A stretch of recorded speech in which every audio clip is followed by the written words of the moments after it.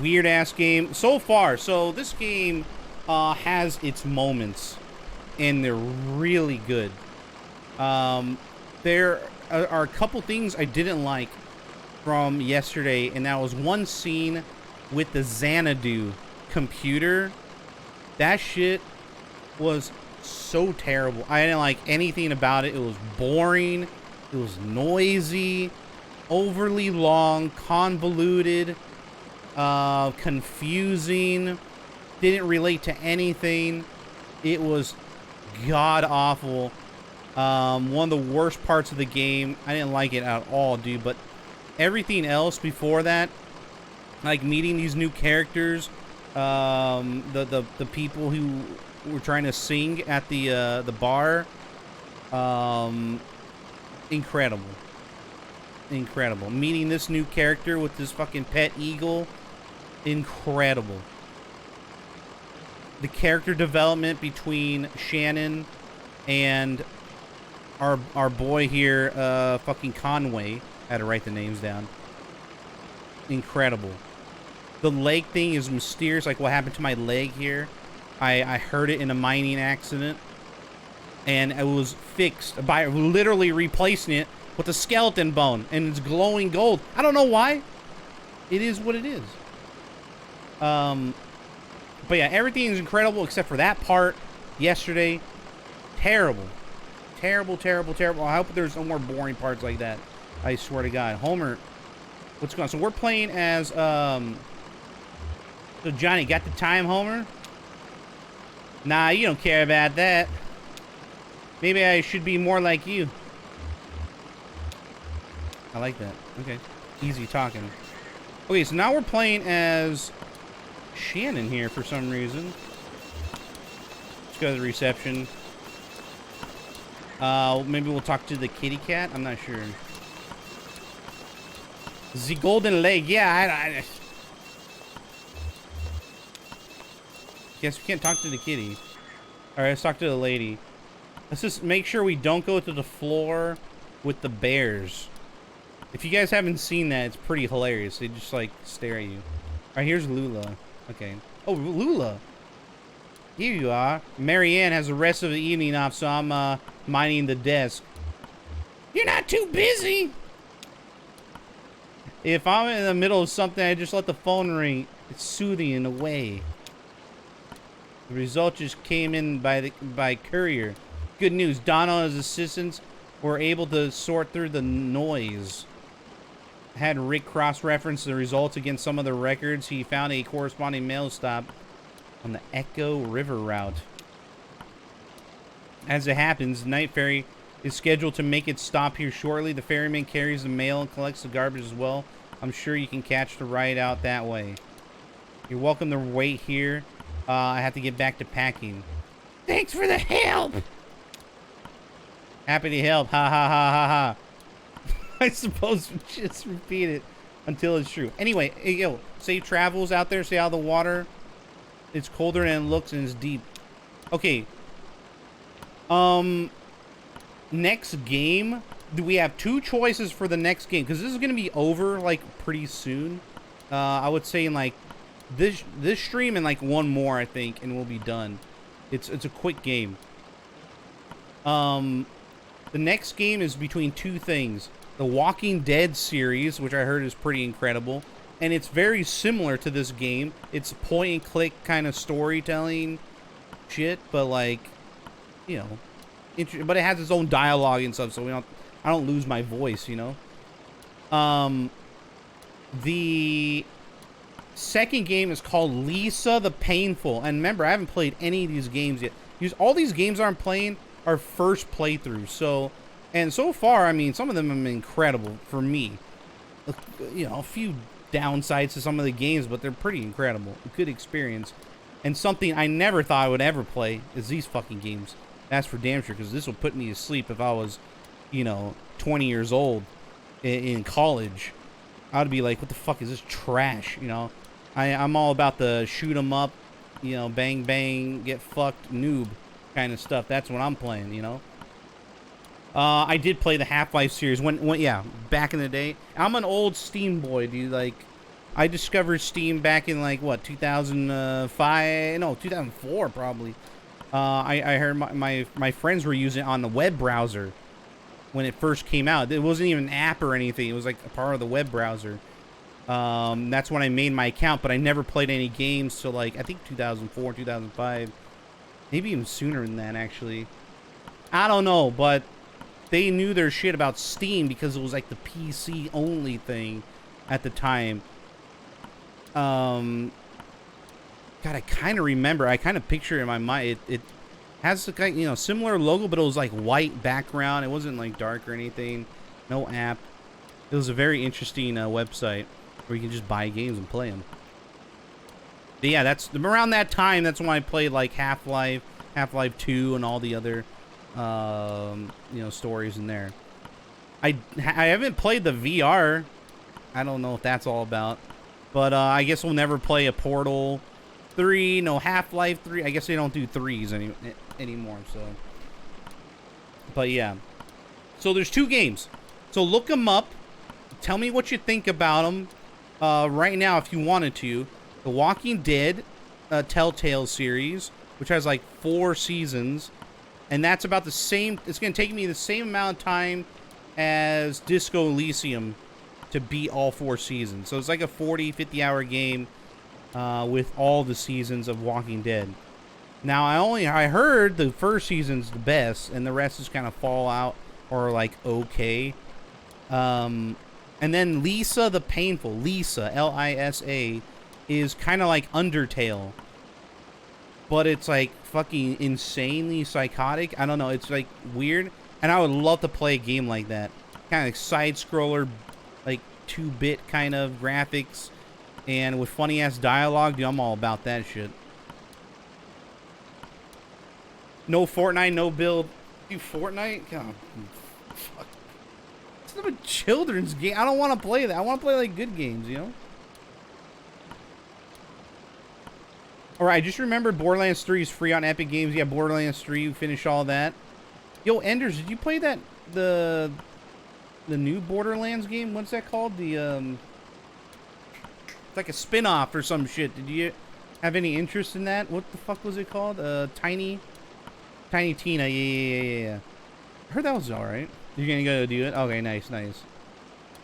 Yeah, I'm good. Mad, I already played all the Borderlands except for the Tiny Tina, which I don't have any real interest in, but maybe later or something. I don't know. Maybe when it goes free on Epic Games. Who knows? Anyway. So yeah, those are 2 games I'm thinking about playing. Okay.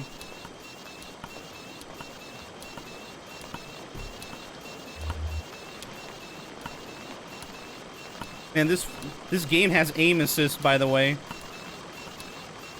You can see at the mouse, it'll auto lock onto like where you need to go. It's fucking great. Even this game has auto aim assist. How long do we have to wait? Who knows? Alright, what happened? Up to you! It's okay. You can tell them, it doesn't matter anymore. Fine! So, we're in that graveyard.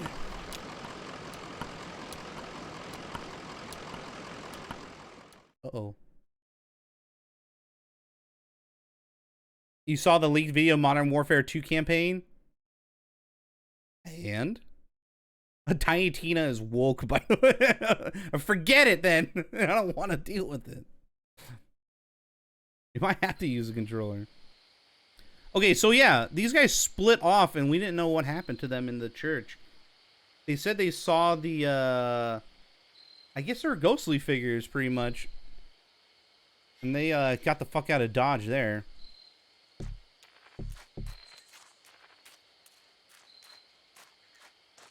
Yeah, this is when we got out. This is like it's a flashback, pretty much. This can't be right. This looks like an old church. It's muddy. Yeah, that's what he said. Crystal and then mud, okay? I want to stay outside. Why? I think I saw a lizard. I'll stay with him. Okay, we'll make it quick. Okay, so now we're gonna go to the church and see what happened. Okay, fine. Dude, I brought politics up on Twitter, and Matt Oliver jumped on that shit super quick, man. I was like within seconds. He was like, "Oh fuck, I gotta fuck with Julian right now. Oh shit." I'm gonna show him how wrong he is. Fucking boomer.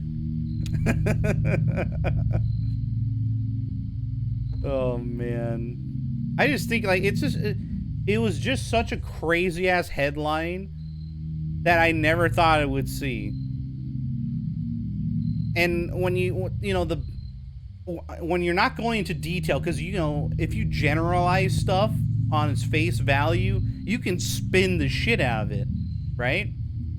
And then you go into more detail as you argue on, but like face value, that headline is so like true. It's just true because like that is what's actually happening. Forgetting about the details, it's just like, man, that's not a good look, right? I thought that was fascinating. I was like, Jesus Christ. Because that's what people in other countries see. They see that shit. They're like, what the fuck is wrong with Americans right now?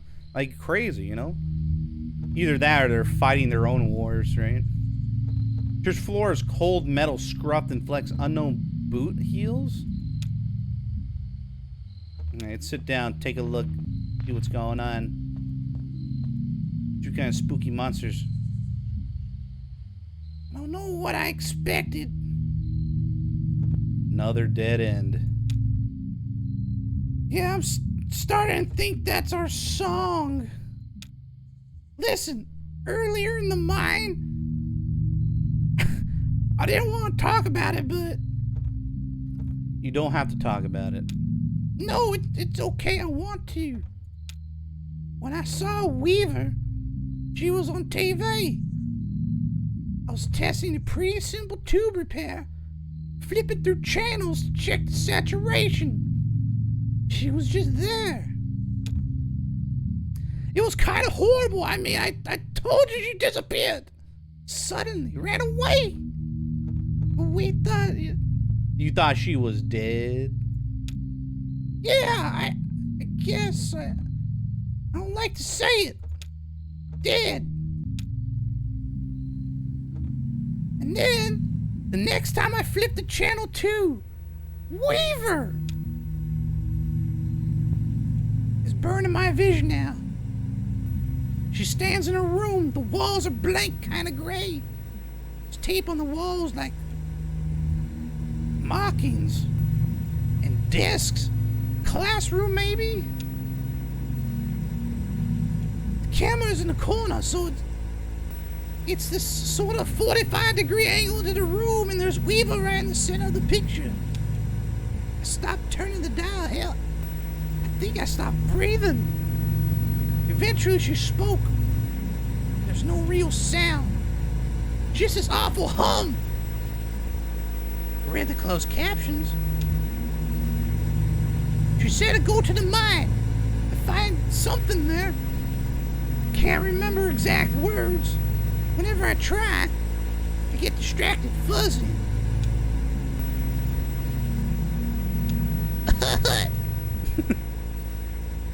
So dusty in here, right? Yeah, real dusty.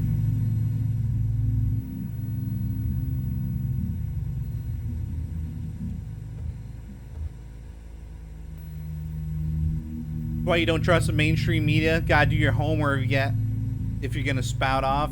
Yeah, true. I was also very curious about that. I figured out there were like 2 different bills or some shit.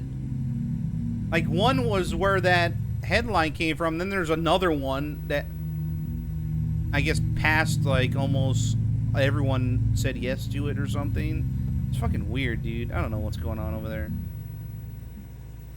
You'd think with all these holes in the ceiling. What the hell was that? Did you hear that? Must have been the church settling. Must have. Holy shit!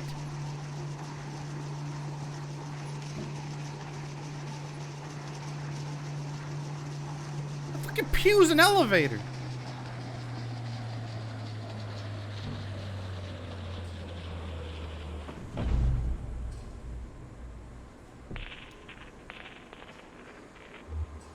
Oh, I'm playing as a spooky boy. Visitors. The stranger activates the tape player slung on his shoulder. A crackly drawl echoes in a room. It's patient. Sounds like it should be smiling. My regrets. I hope I didn't keep you waiting long. We don't see a lot of foot traffic these days. Doolittle, huh? I guess you're here about the job. I'm afraid we only have one opening at the moment. Horrible business. Well, what's the job? Certainly. I'll tell you everything you need to know. I've been watching videos of Megadeth. Yeah, you said that. Oh, absolutely. Megadeth, dude, come on, that's old school stuff, you know? But it's cool that they're touring together, you know? Dude, Lamb of God always steal the show. It's because they're just really good at playing songs, especially live. And the lead singer is amazing. I forget his name, though, but I see him so many times, dude. Lamb of God always steals the show. Even if they're not even headlining, always steal it. And I'm guessing Lamb of God is headlining that. I can't see Megadeth headlining that, but okay. Randy? Oh, okay. I've only just met you, but I feel certain there's a place for you here.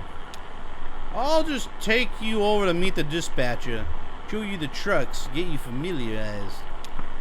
We can converse as we go.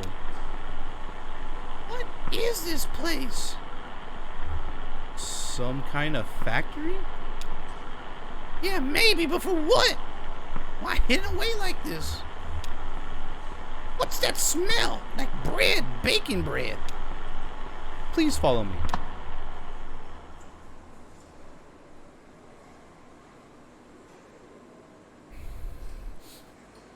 Smells like fish.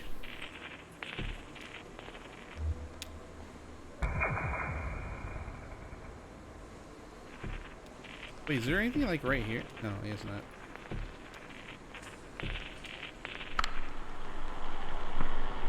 I have to ask you to step in here for a moment. This is for your safety and adjust your outfits just a bit.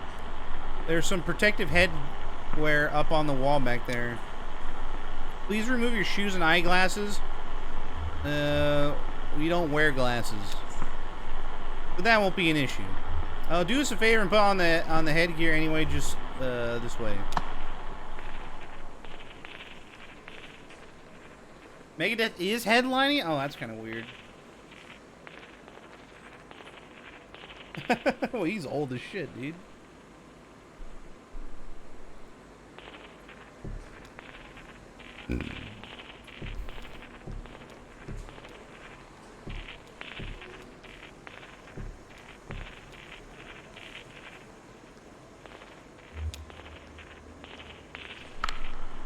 More new arrivals this evening. Plenty to do. Got to relay the formula. What job are they working? I don't know. That is, it's been settled. I don't know if that's been settled yet. You see, sometimes we take on newcomers already and dip to the distillery. One of the foremen will find something for them to do, chip away at the some until it's all settled. That's what I'm doing here, chipping away. That's what we're all doing. Wow, check this stuff out. It must be decades old. But it's in perfect condition. You really like old electronics. Yeah, I got it bad. That's why I got in this business, to keep old stuff like this running. Seems like such a shame to let just fall into ruin, you know? Like that computer back in the cave. Xanadu! Fuck that computer. It's stupid. Decades of engineering, thousands of years of mathematics and philosophy. Oh, petrified living stone. How could you just let that fall apart? Yeah, bro, I don't know.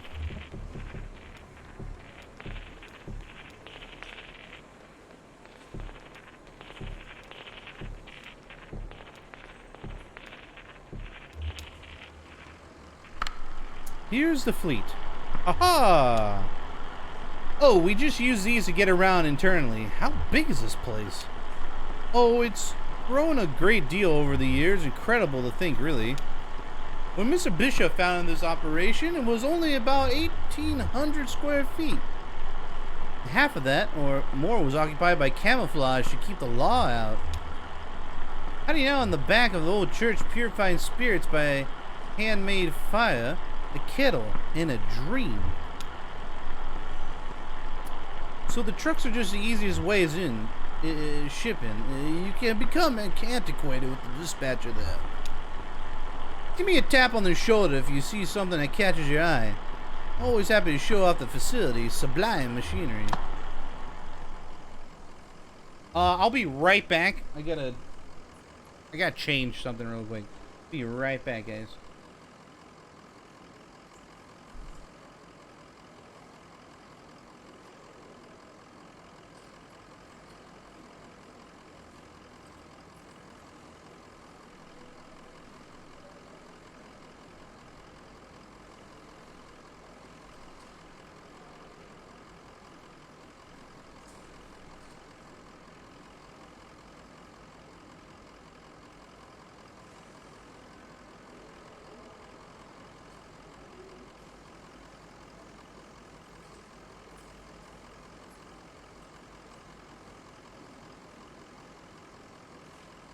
No, I didn't shit my pants. I had to change my shorts. They were too tight. Anyway, who the fuck is this guy? Can we like go over here? Guess we can't talk to that guy. Dude, I have no idea what's going on. Logistics.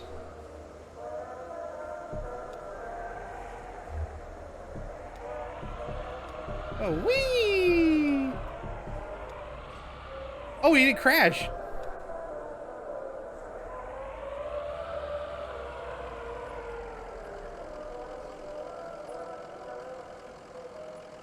Yeah.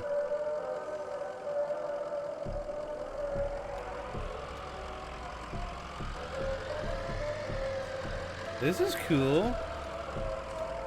Guess we can't go up here. Oh, I think I broke the game. Yes, dude, 3 points. Did you break? Oh shit, did I break the game?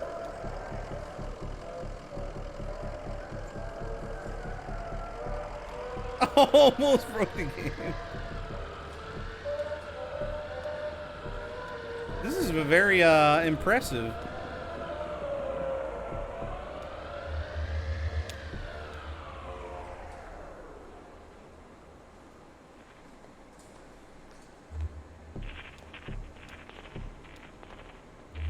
Spirit safe. Don't let them catch you looking too closely here. Not within our purview. What is it for?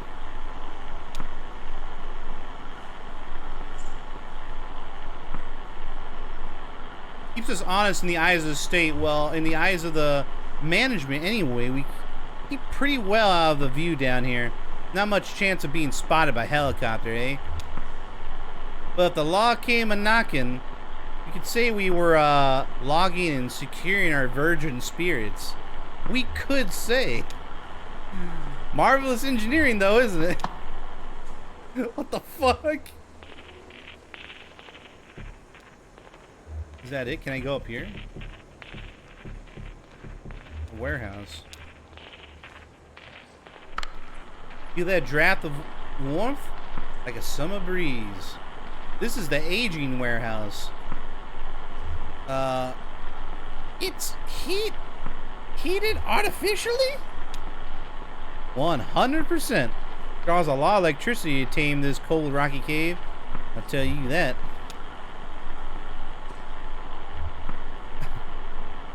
Of course, we only have half our aging stock in here at any given time. Most distilleries let their whiskey sit and cask through the cycle of seasons. In summer, the wood expands and the whiskey seeps in, picking up flavor. In winter, the wood contracts, squeezes the whiskey back out.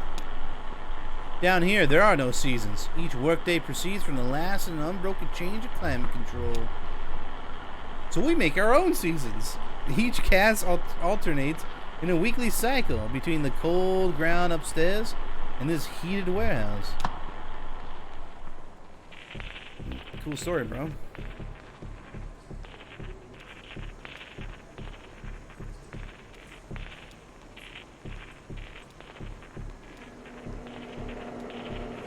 Computers.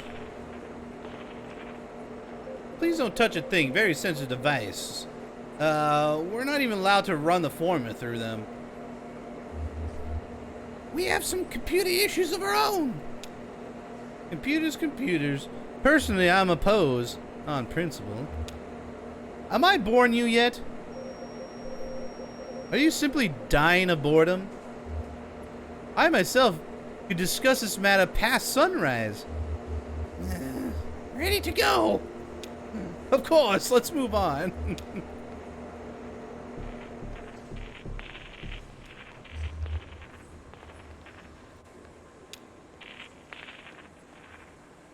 More of these old computers.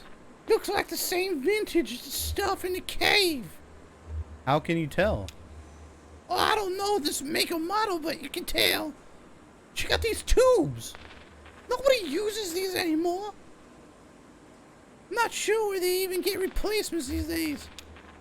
Rare stuff. Hey, is this like antiquing with Lisette for you? I probably sound kind of ridiculous waxing on them vacuums, tubes, and oscilloscopes. It's good to have passion. Yeah, I guess it is. Someday you have to tell me what yours is. Let's get the fuck out of here then.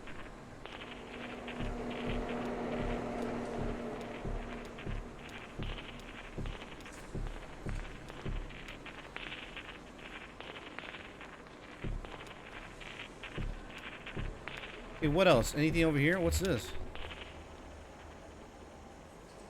So I guess these are like before and after? The new casts look like they could be used for anything. Yeah, before they get all warped and stained. You really can't do that, can you? No way to clean them after the aging process.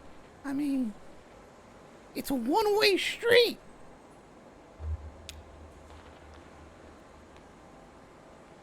Can we go this way?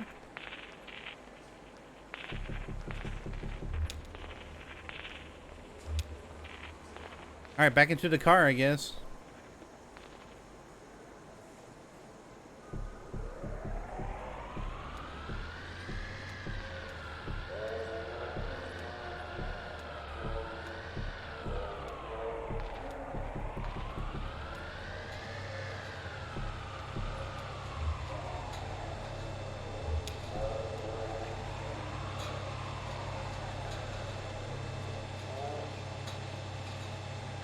Mailing and bottling.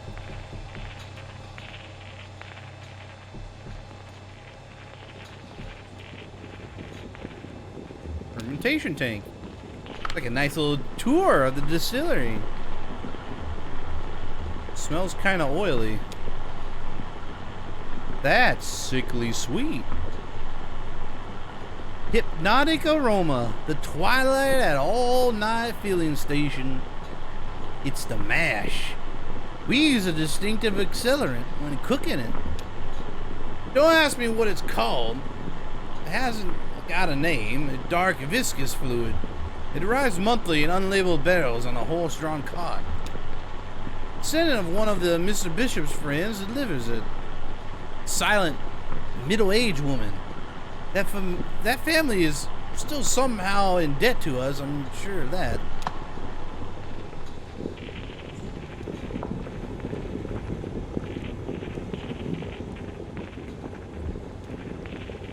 Okay, this is very odd. Get the fuck out of here.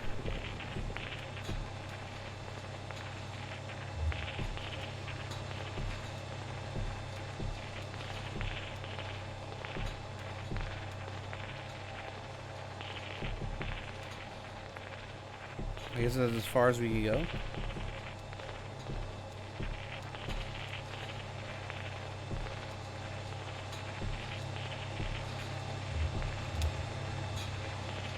Labeler.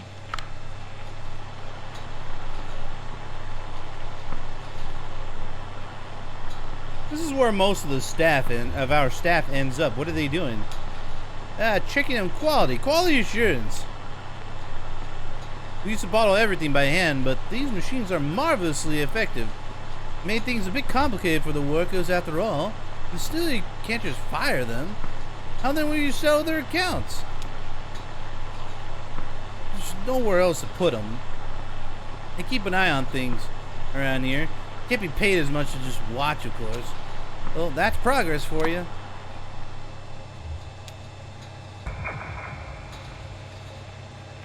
So that just reveals them? Is that what's going on here? Whoa, whoa, whoa, whoa.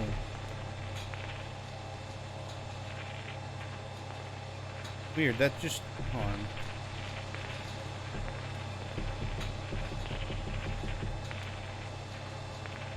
Wait, that guy just popped up there. Why can't I...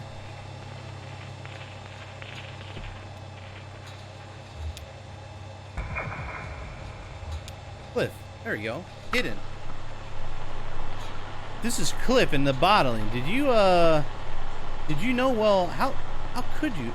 Cliff was behind bars not long ago. He placed a desperate advertisement in a local newspaper seeking assistance on his bail.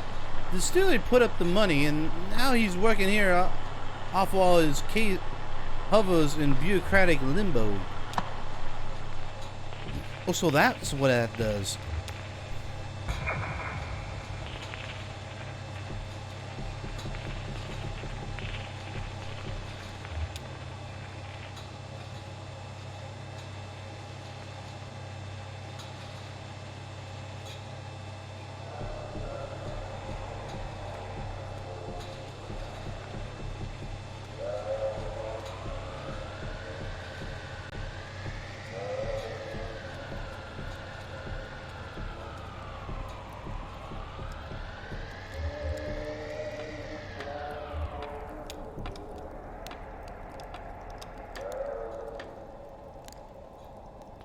What is happening here, dude?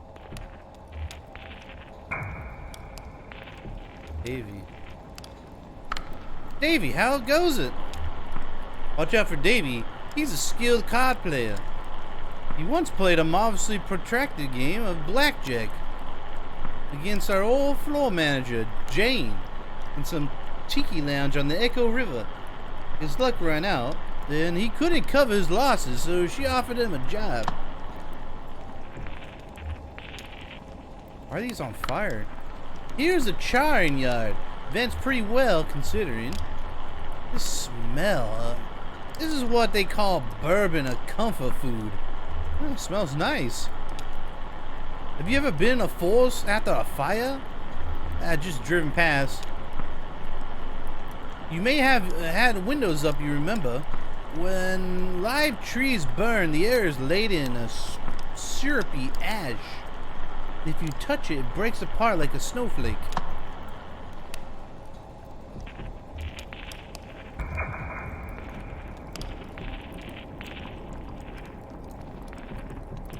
You kind of smell it right now.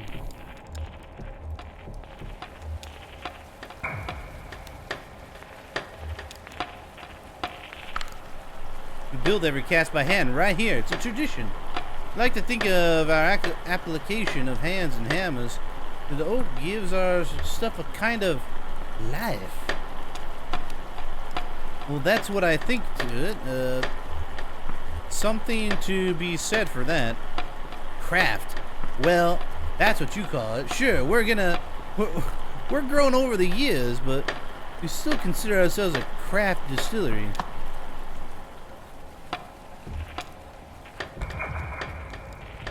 Carla. No, where are you going, dude? You still here, Carla? Thought your shift was over an hour ago. Carla joins as a contractor, upgrading the aging racks in the warehouse. Of course, we can't just empty the warehouse and replace the wood out all at once. So, she's reconstructing the lattice work in lockstep with our aging schedule. She does a little extra carpentry for us here and there, just to cover the fees. Keeping ahead of your self-employment taxes, at least. Carla? Sometimes it's all we can do.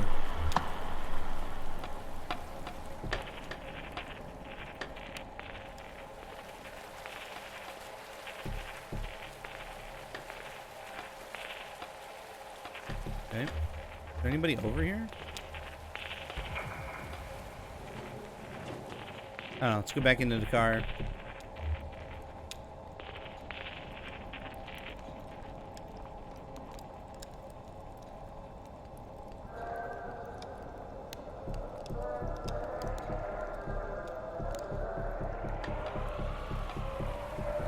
I guess this is as far as we go? I don't know, man.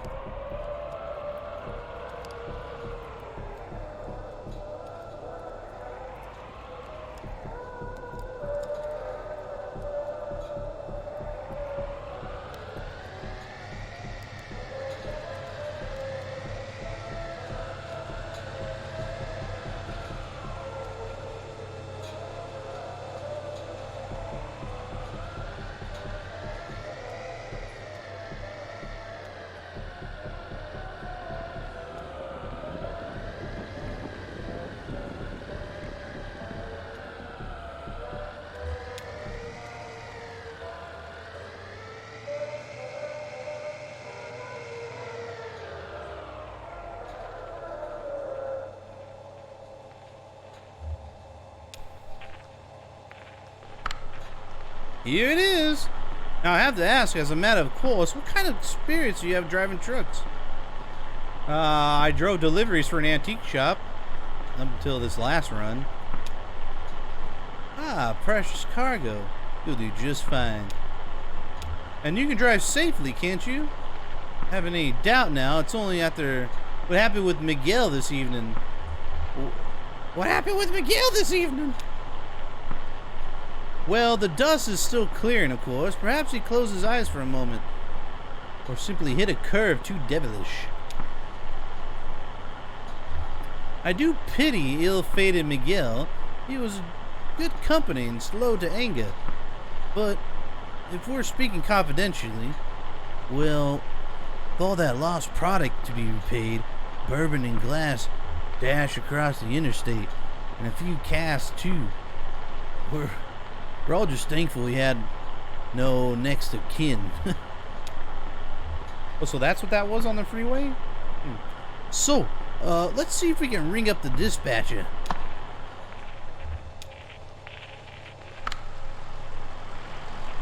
Switch on the radio. 1020 on the load, come back. Up in the Hummingbird Cave, 1012 City Kitty. This is a good time, dispatch. We may have found Miguel's replacement. Thought you might like to get acquainted. Can I come again? Introduce yourself.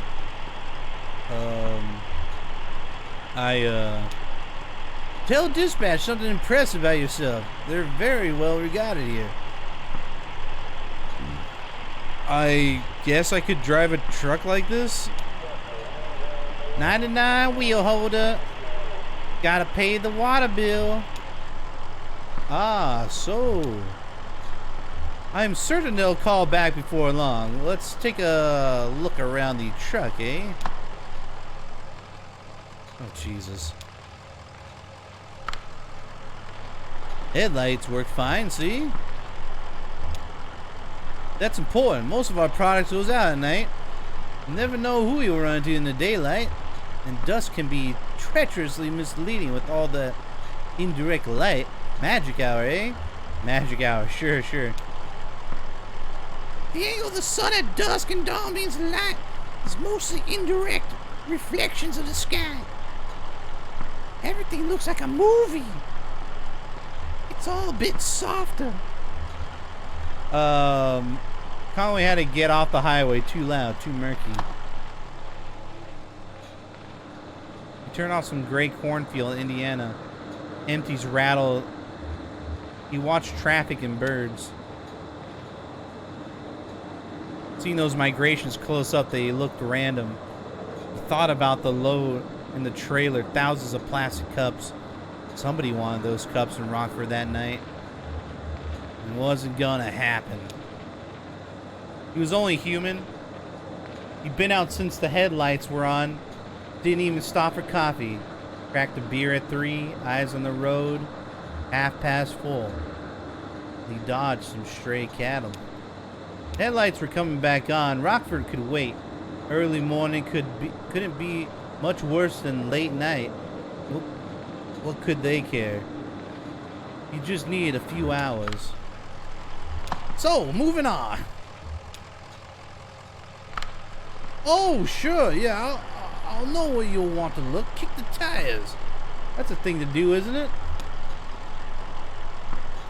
As though our knee can exert the kind of force these tires see out there on the road, we're more likely to hurt ourselves, isn't it that way, eh? Tires look fine.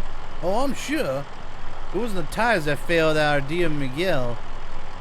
We are quite sure. Conway sat in a dim room full of folding chairs. Oh, here we go again. Flashback. Walls and ceiling were painted with old smoke.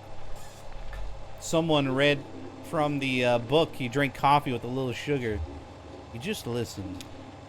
The speaker listed all the things we tried that most people in the room were probably there by court order. A few others shared they spoke in abstraction, like a program of action, a good orderly direction, spiritual but not religious, religious but not spiritual. All the things we tried. Then it was over. They clasped his sweaty hands through a short prayer, stepped back out into the morning, and he started walking. He was always walking these days. It was good to slow down. Felt clarifying, like a walking meditation.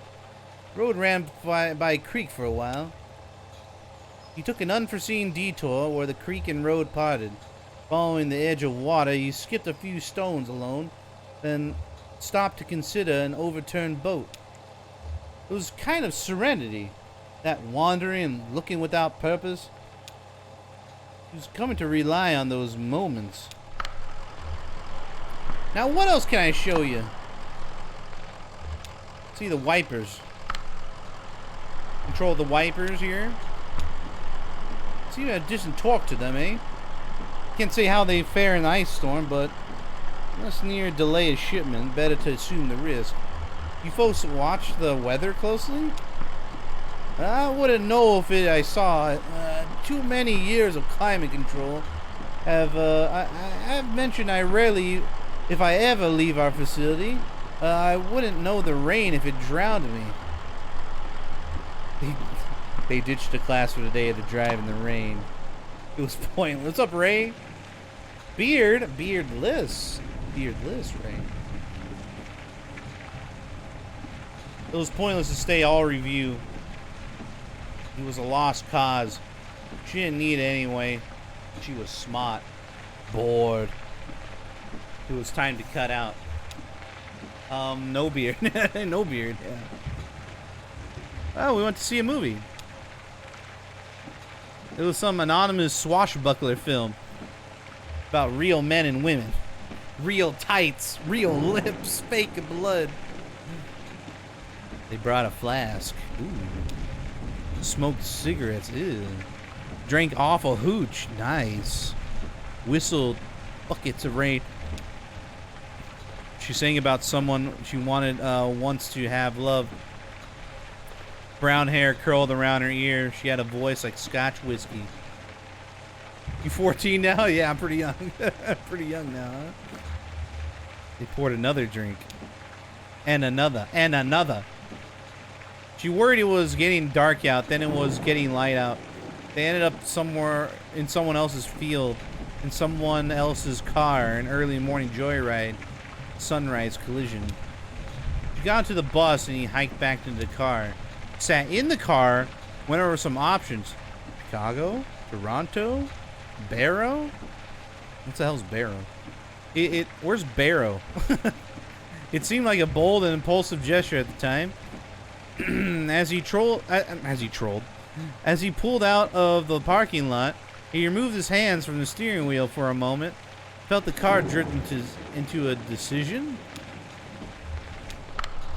Years later, you think of this as the moment, but he himself started drifting. Oh, modest technology, but suited for the job, eh? Plenty good enough.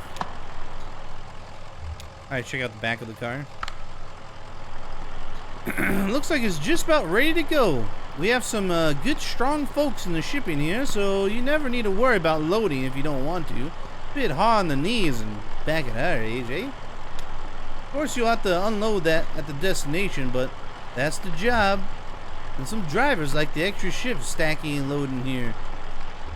Did Miguel load his own trucks?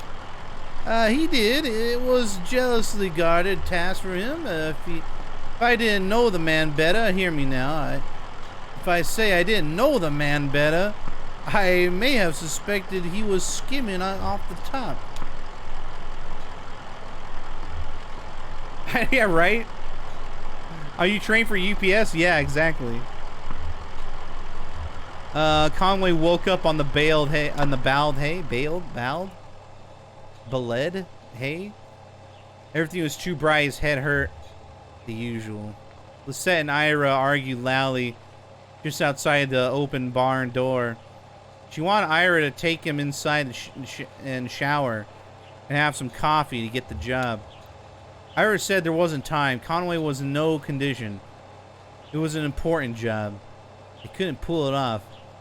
Ira said to let the deadbeat sleep it off and then send him packing. He said Charlie could do the job. Conway closed his eyes. They kept arguing. Lisette tried saying Charlie had schoolwork and Conway could be roused. Ira said Charlie could earn his bed for the summer. Conway was a lost cause. Didn't show up on the job bleary-eyed and smelling like booze. I think Conway had a really bad past here. Ira was a stubborn man, so Charlie went along and Conway drifted out again. And he didn't hear about the accident until months. How do you pronounce it? Bowed? Or bailed? Beled? Beled? Beled means cut.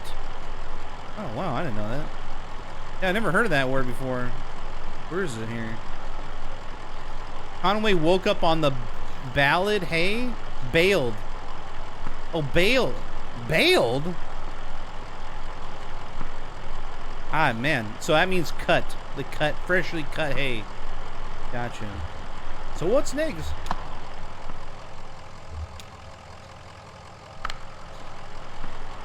Truck's radio turns back on. Driver, come back. Ah, there's dispatch. Now tell them about your experience. Tell them that the truck is in good shape. Tell them you're a star in the morning. Alright, truck looks good. We've been over every inch of it, dispatch. Like it just came off the assembly line. 1033, dispatch. Got 2 black eyes and a flock of crocodiles coming back. 10-4, back it down. Prick your eyelids, driver. Come back, Lim. 10-4. Come back, wheeler holder. 10-4. Got your ears on? Good. Listen to this. So, I think that went well. Let's head back up to logistics, seal the deal, eh? Now I've got one more thing to show you.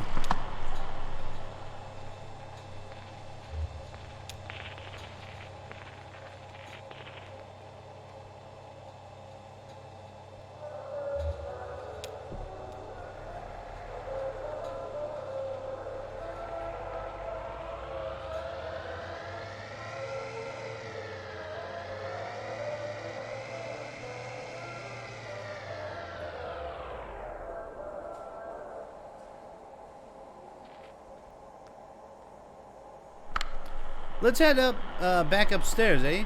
I have one more thing to show you. Wait! We only came here looking for some answers about this stupid moldy computer. Oh, the old man in the cave with the moldy computer? The black mold is drawn to whiskey. It feeds on ethanol fumes, you see. As we age the whiskey, some of it inevitably evaporates into the air. The angels share. Angels share. It goes through the vents here and out into the caves. If you can scrape up that mold, we can usually apply some pressure and hold to it. Squeeze and condense the angel's share back into the drinkable whiskey. Every drop counts. You're making a living on the stuff. We go down and scrape it off his equipment just like any other place it grows. He kept sending his people here to drive us away. Paranoid. Truly paranoid. Well, now we have the formula. We don't need to go collecting mold. But we didn't know we didn't do anything to his moldy computer. He just forgot the password. One of his assistants shared it with me. Dome in air. That'll get you going, I'm sure of it. Join me upstairs? Alright, let's go, dude. Let's go, dude.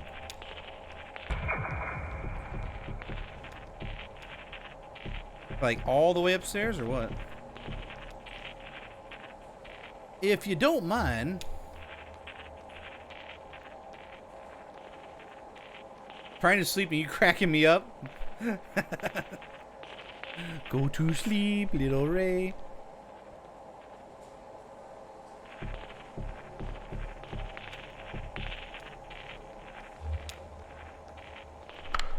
Here it is. A beauty, wouldn't you say? It's an antique, you know. What is it? Why, it's an adding machine. This is where we come for our daily ritual. Calculate the day's interest and repayment according to the formula. I usually do so at the beginning of my shift. Well, I know how many hours I need in order to keep up. Yes, I believe you'll do well here, sir. Happy to have you, and congratulations. You're hired. Wait, we can't. It's a customary here to start each day with a shift drink. Let's make it special. Mark the occasion. This is the top shelf stuff now. Single barrel. He doesn't. Down the hatch. Vinum memoria mos. Do I have to drink? What? What's wrong with my mouse?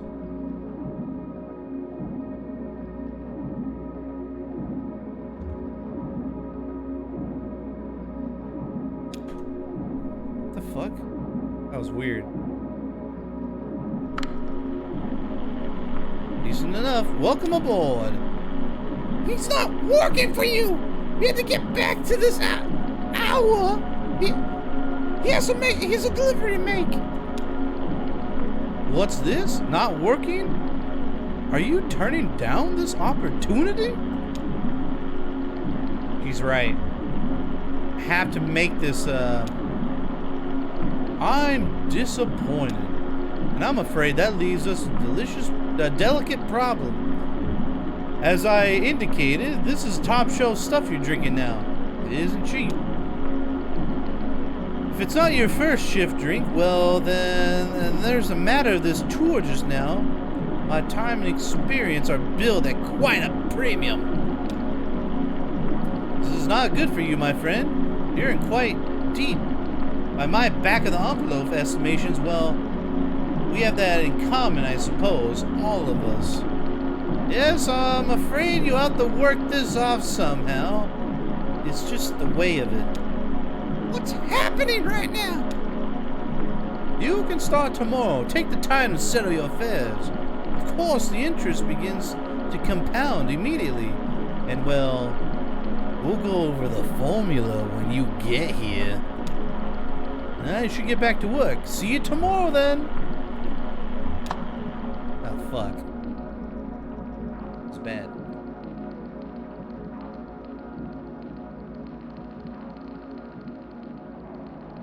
Hopefully it was just a dream.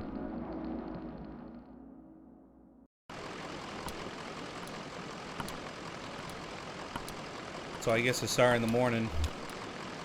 I guess. I'm confused. That's just the way things are, kid. Oh, it's just the way these things go, kid. Well, that still gives us a few hours to roam, right? Where's that ferry?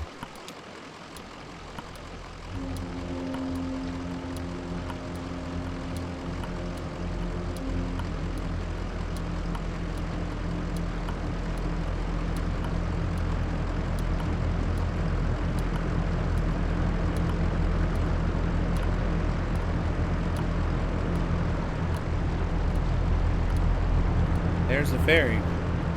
Holy shit.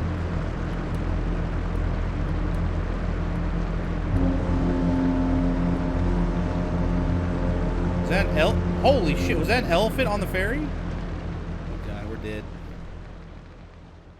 Game over, guys. Game over.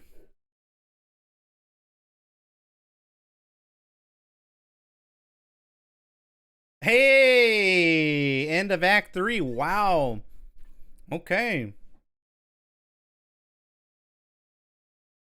2 more acts to go, guys. 2 more acts.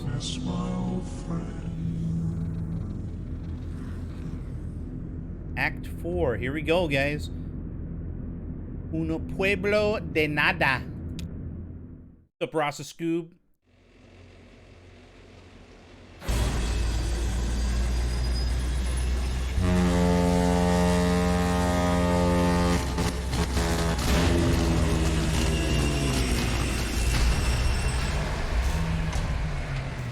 Jesus Christ. What the fuck kind of ferry is this?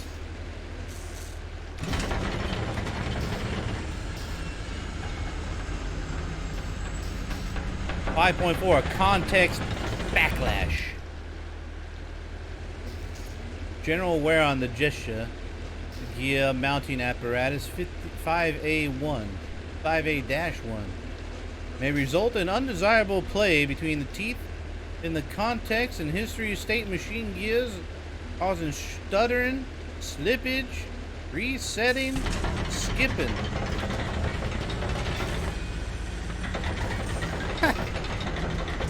I guess it could be slippage.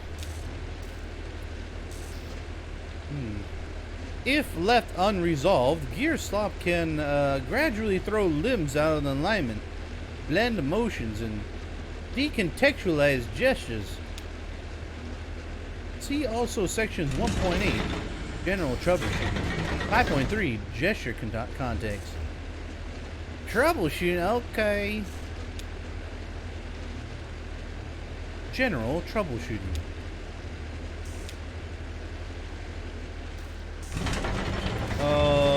I'm just gonna skip this.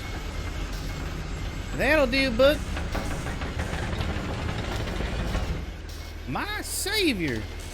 Our friend here in a bad way, any insight? I try to stay clear of high voltage these days. I don't blame you, especially down here on the water. I mean, sure it's dangerous, but this is where she lives. What brings you down to the Echo tonight? I was tagging along. That doesn't sound like you. What does that mean? Oh, well, I just mean that you and your Johnny have always been a complete. Since I first met you, the pair of you freestanding like a lighthouse. I'm sure your new friends appreciate the company. It's no shame to be lonesome. We picked you at the bureau tonight. Never seen you that far upriver before. I hope that doesn't mean you'll be traveling to the Zera. Yeah. Have you been there? The Zera? Oh no! Not me. Well, this old river rat steers clear of the weird highways. Is everyone character Southern? We're in Kentucky. We're in Kentucky, Ray. I've been traveling this river more than half of my life, more or less alone. I think I've seen it change quite a bit in all those years, but I can't say for sure. The water has a peculiar way of making a person forgetful. Some nights I remember a place, but it's full of strange new people. Some nights I meet an old friend on an unfamiliar show. I wonder which kind of night this is.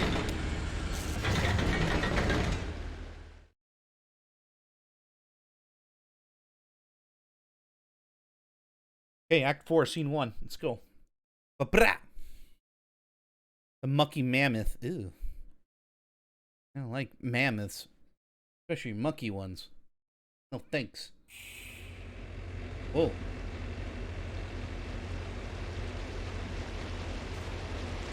Gate. Whoa.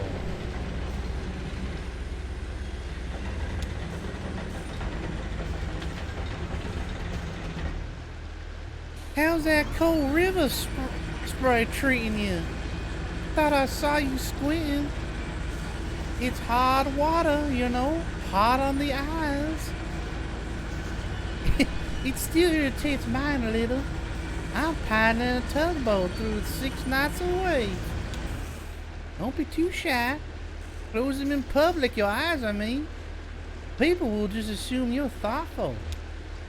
You need Tay?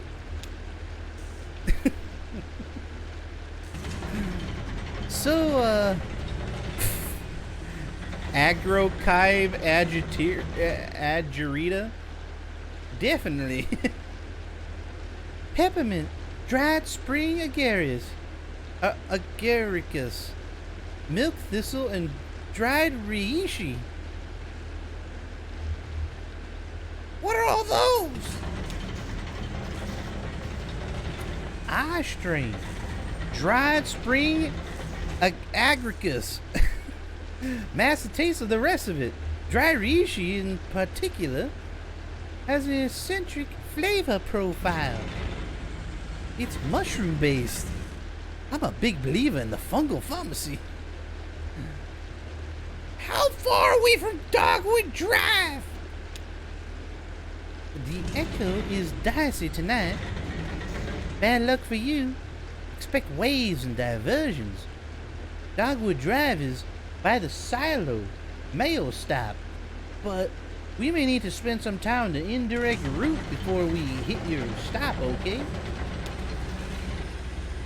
And there's other businesses, mail to drop off, garbage to pick up, and a few favors to execute, all dotted on the riverbanks from here to there.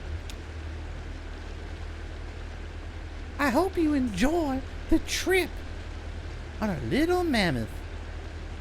Take advantage of all the amenities: fresh air, cozy bunks, hot tea, video room. There are some pretty interesting tapes down there, actually. Unusual, I mean. Weird. Watch out that VCR doesn't take your hand off, though. It's untrustworthy. What's wrong with the VCR? I could take a look. Oh, please do. I don't know anything about electronics. Maybe try a few different tapes. You get the picture. Hey, do me a favor.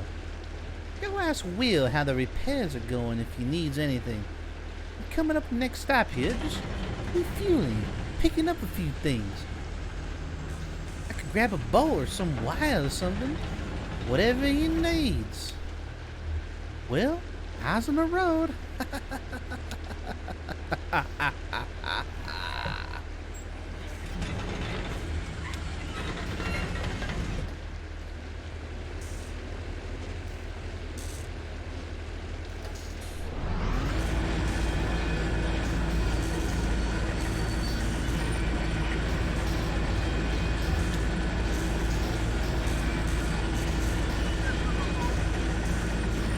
We on the mold and whiskey fed. Oh, wet gears. Wet gears? Probably, who knows? First thing I tried anyway, down here by these little blue box. I took all the gears out and tried each one by hand. Then I loaded them back in again. That took care of the grinding sound, but the truck keeps doing that sparkling, clanky, whipping thing. Be honest with you, I'm not really qualified for this work. Kate's a friend, you know. You know how it is, don't you? How do you two know each other?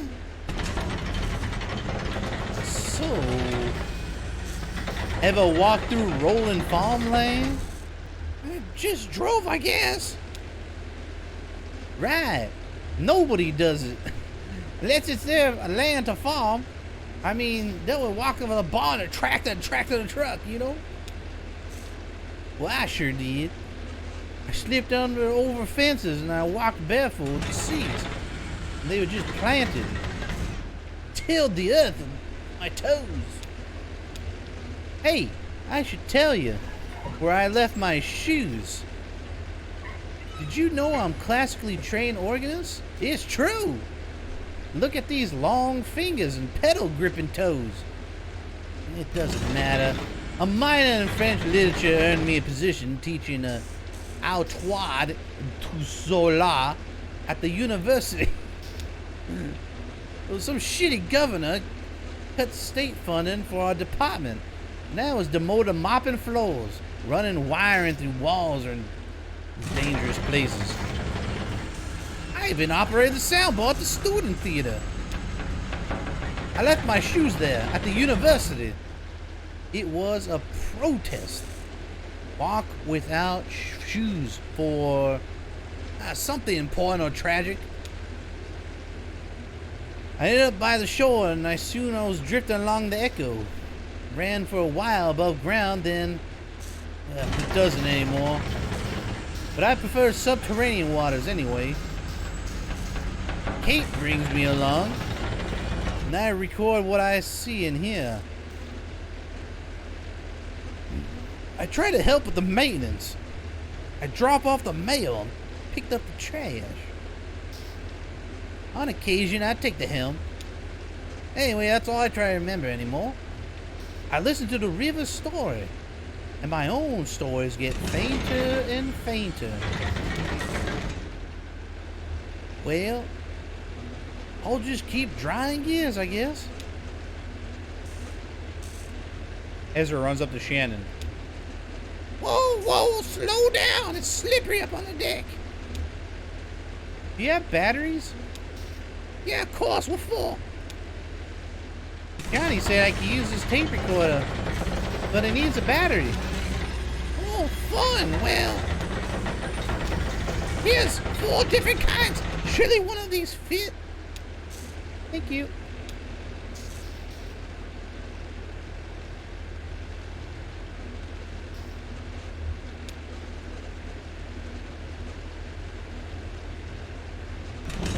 You got your battery, small man. Go get you some tape.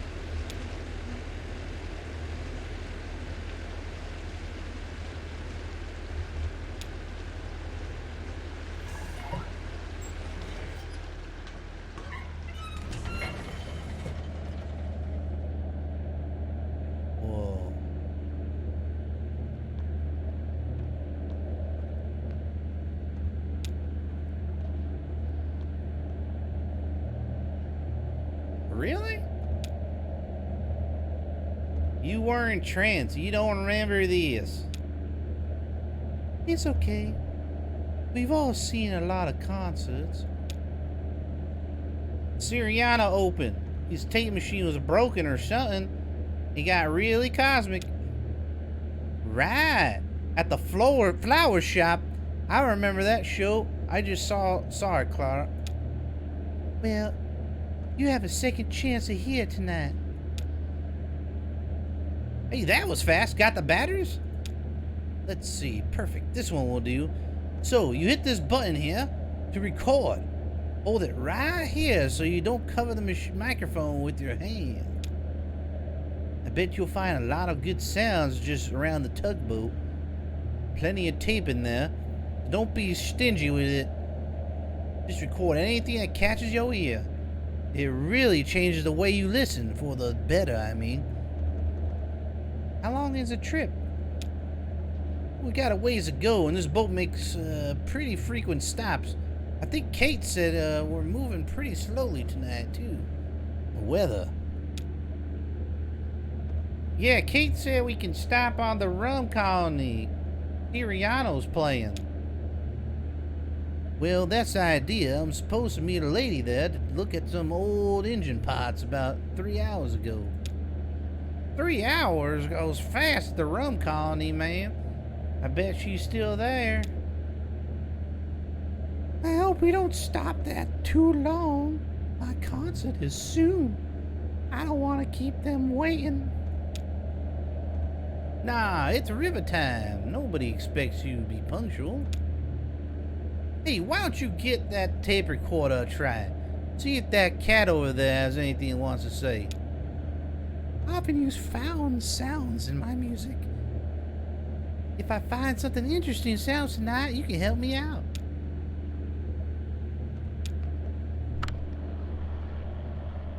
Oh, there's a cat right here. Yo, what the fuck? What's wrong with my hand now?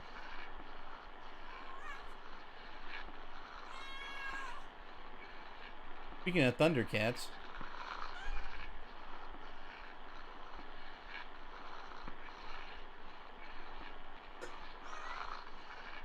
What's going on here?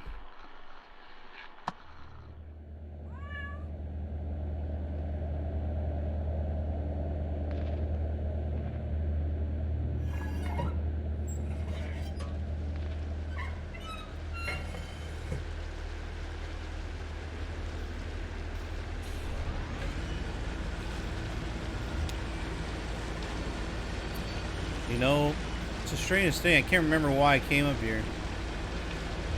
Neither can I. Damn noisy river. It's just that thing about, what was it? When you walk through a door, when you go into the kitchen for something, and as soon as you pass from one room to another, forget what you wanted. Anyway, you have to walk back out just to remember. Like you left a part of your brain behind. Hey, I wonder if I could follow that brain crumb trail all the way back to the room I was born in.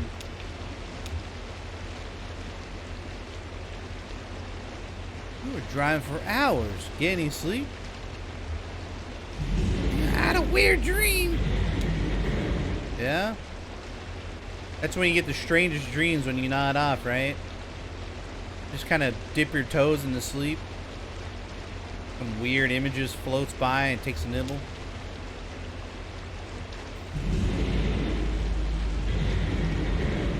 There's all kinds of trash down here. Could have fallen from a hall back there. I think that kid was playing on the trash barge earlier. Should I be worried? I'm fine. Sure you are. What's up, huh? Looks like there's something you want to ask.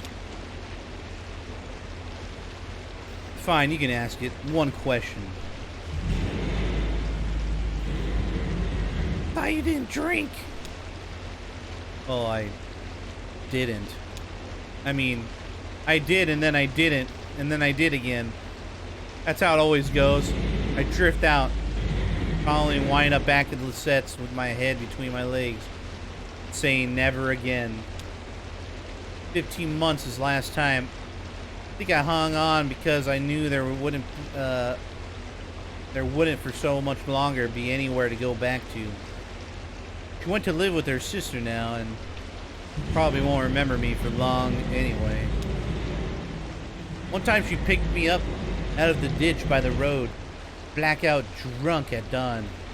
Came around later that night. She was taking care of me. And I told her I didn't deserve it. She said I didn't have to deserve it. She sounds like a saint. We should all have someone like that. Oh, you wouldn't say that if you knew her when she was younger. That girl was wild. Guess she got her own problems now. I wish I could help out. Hey, maybe I can make some money and send it to her sister. Maybe that'll keep me on at that distillery. I mean, I shouldn't get ahead of myself. I've got to repay my debt. Hell, I should be grateful for the opportunity. If you want to die with any dignity, you gotta settle up. That's why it's such a damn shame when people go sudden.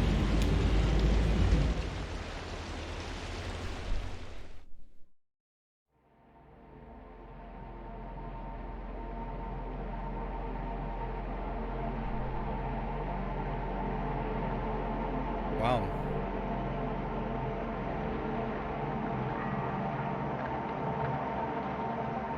I'm sure I talk too much. Everyone on this river does. Problem is that we listen twice as much as that. We're only telling you half of the stories we hear. He told me that I ought to have been a photographer. She said you have an uncanny way of having been in place at the time the thing happened there. And that's the hardest part of taking a photograph anyway. Nice of her to say, but it isn't true. Though, I know just about every story on this river. Most of them I picked up second, third, fourth hand, and so on. Listening, see? Now I know that you're gonna ask, so I'm gonna answer it. Yes, I'm sure they're all true. I personally believe a story gets more true as it's tossed around from brain to brain, and the whole community brings their insight to bear on the brittle facts of experience. There are a few Echo River stories I witnessed directly. I saw that big owl migration pass through. You might have heard about that. I was there when the old train station flooded. And I saw the ghost of Stephen Bishop brew up a batch of white lightning on a raft. Or, anyway. I talked to a few sailors who recently crossed paths with him. I suspect sampled his wares. One night I was working on the Mucky Mammoth. Picked up a gaggle of passengers headed to town. I headed down to a mail drop by the silo of Late Reflections. I knew a couple of them in passing, a pair of traveling musicians whom I often encountered on the river. The others were strangers to me at the time, a young woman, a small boy, and an old man whose name I didn't catch, and a smelly old dog. We docked at the gas station so the Mammoth could refuel.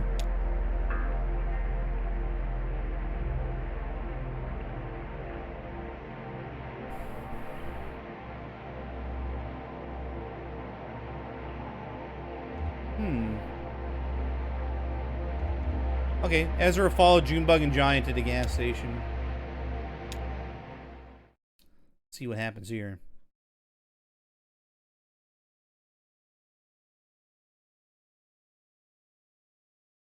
Oh, only an hour and a half in.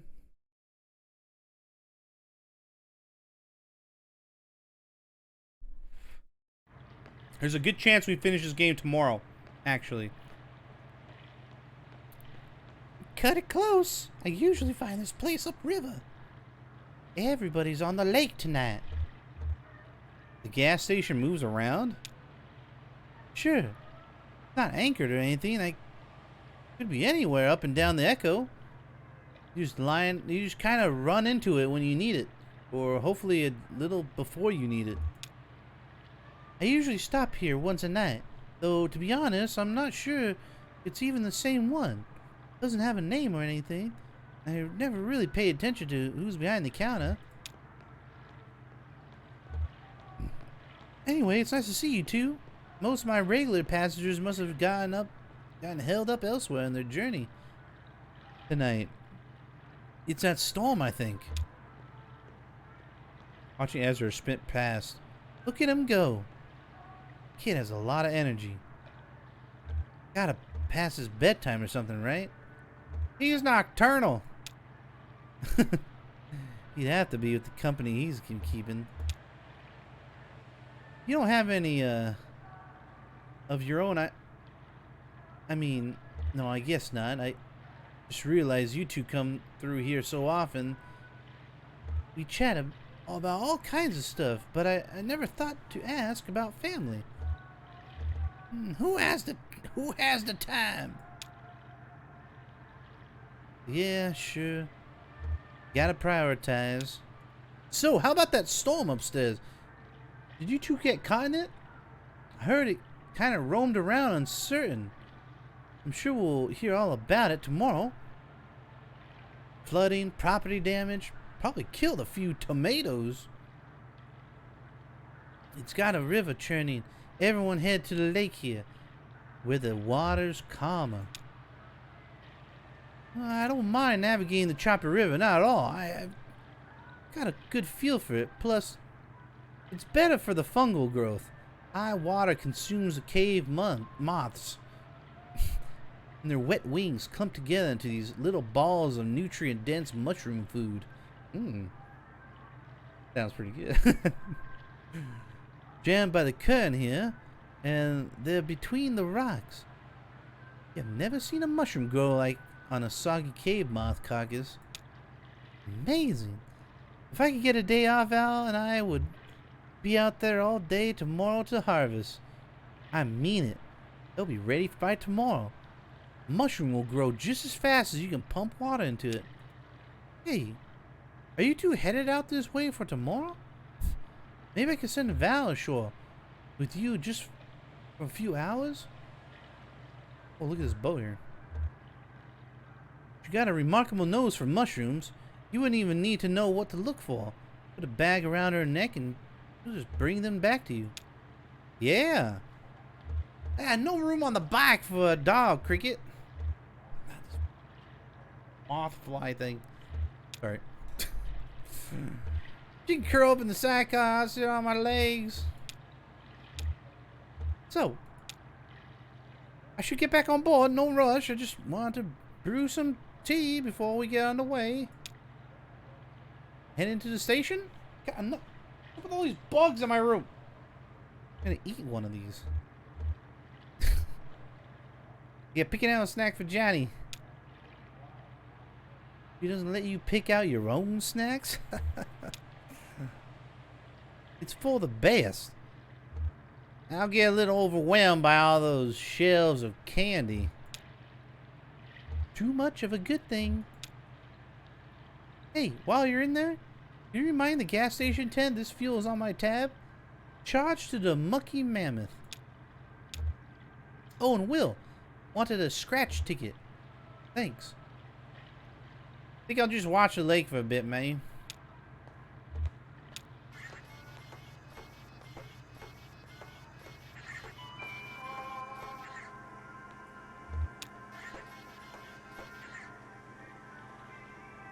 Looking for crystals. I need a scratch ticket. What kind?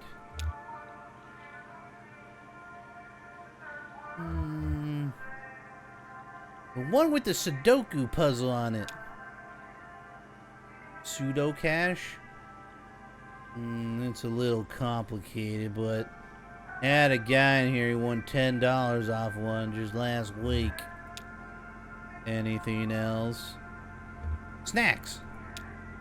Sure. We have snacks. We have, how about some jerky? It's homemade. Not by me. You work on the mammoth? I can add it to your tab. I'm a passenger. Sure. I should have guessed.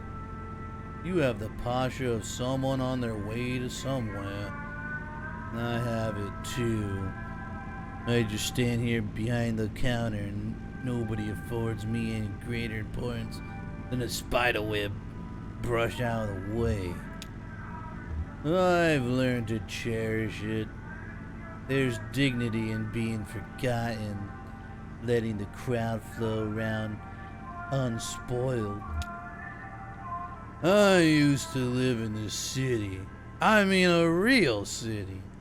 Cleveland, Ohio. I had some family money then. I didn't have to work. I lived in hotels. In daylight, I walked wherever the people were. My only duty was to the crowd. I was its observer. Its historian. Its detective. Its poet. Well, the money ran out, and I dispersed the rest of them. Took my duties with me here to Lake Leth and the Echo River. I live behind this counter, anonymous, invisible. I live with dignity. And yourself? Sure, something like that. I like to keep moving. Yeah, that's the way to do it. I can't help it myself. I travel at pleasure of the current. Snacks are in the back there.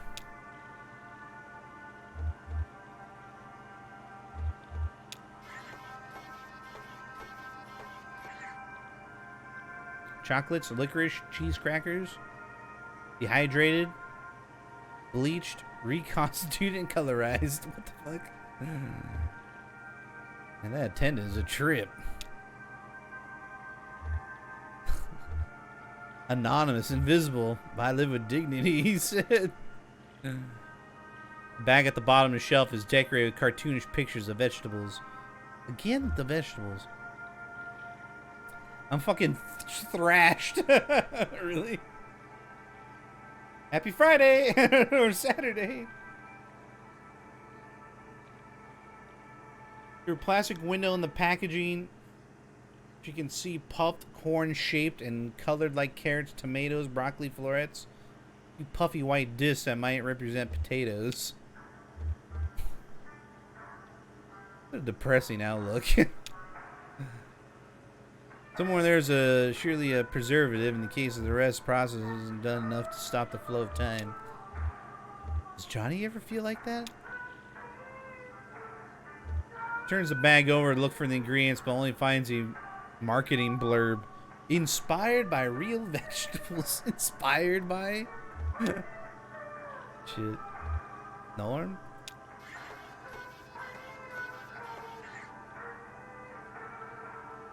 Shit, that floodwater washed you halfway out to sea.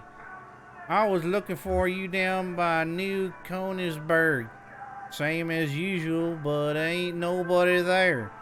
The river's deep as an elephant's. Oh, I didn't see you there, ma'am. Pardon my language. What elephant? All right. You're no paper flower, I see that. I expect you must be Loretta. Enchanted to meet you. Sorry I'm late. Hey, is that coming on too flowery or something? Enchanted? Repeating it now, I feel a little bit silly. Amber Heard's turd, yeah. That'd be a good snack, right? Nom nom nom nom. Enchanted sounds pretty old-fashioned. Is that some kind of gal Loretta is? I guess so. I don't know. But I'm double embarrassed. How do you know Loretta? I really don't. I met Loretta on the computer. We met each other there, I mean, or I guess. Spoke through the computer and agreed to meet. I don't know the terminology. I haven't dated in quite a while. Back when I met Greta, that's my wife. Excuse me, my ex. Or maybe I'm her ex? I don't know how to say it. Anyway, back then, there wasn't even a thing, such a thing as computers at all. I mean, I guess there probably was, but I never heard of one. And I worked in textiles. Here I am. Your texting the accent is shit. Shut up. I don't know what. I'm just fucking around. Didn't work with you, Greta.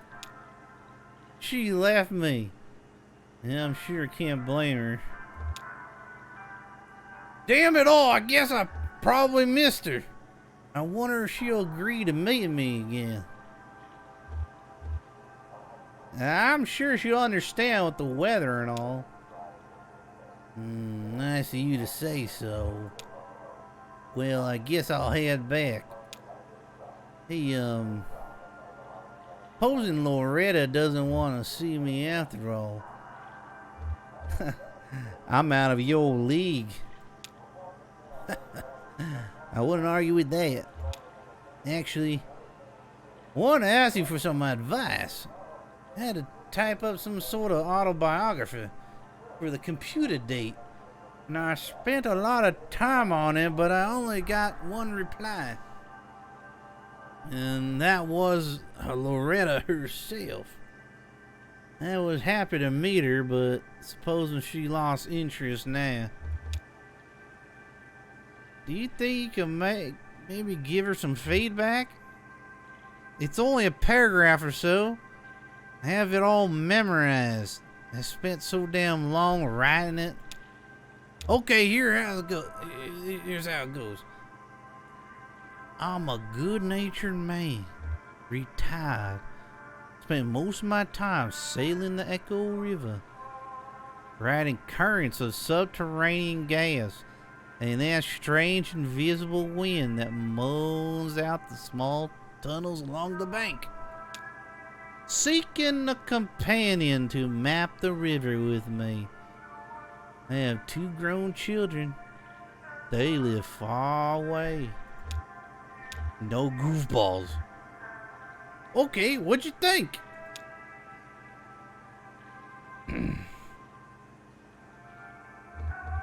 You'll be fine. Well, alright then. Sounds like I'm ready to get back on that computer. You have a good night now. What's left of it anyway?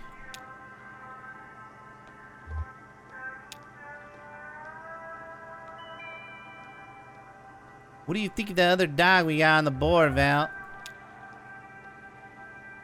Homer's a Wait, hold on.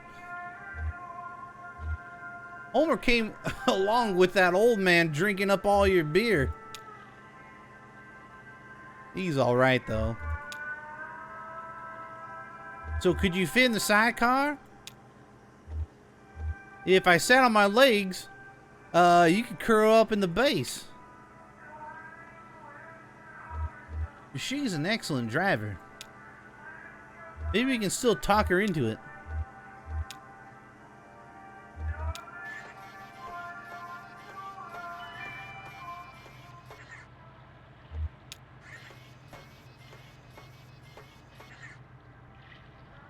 Sorry, Cricket. Nothing good on offer. That's not these little gummy pomegranate seeds? I didn't look. It's okay. I'll go check it. Wish me luck. Don't take too long.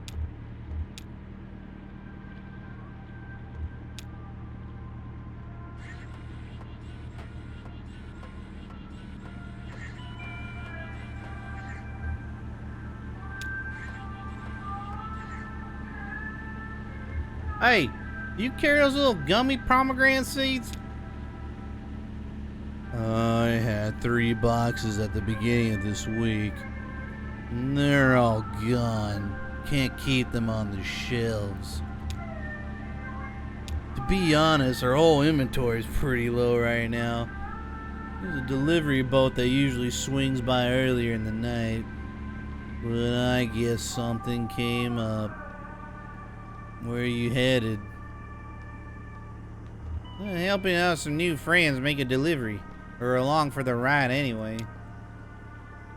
Well, even if you're not doing heavy lifting or navigating or whatever, a passenger contributes to a journey too.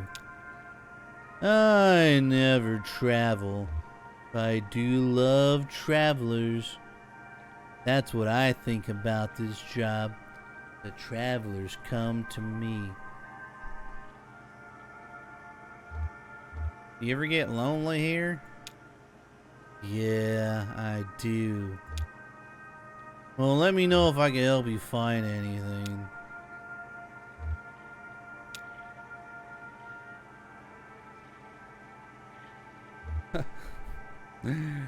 Glory is to be among friends.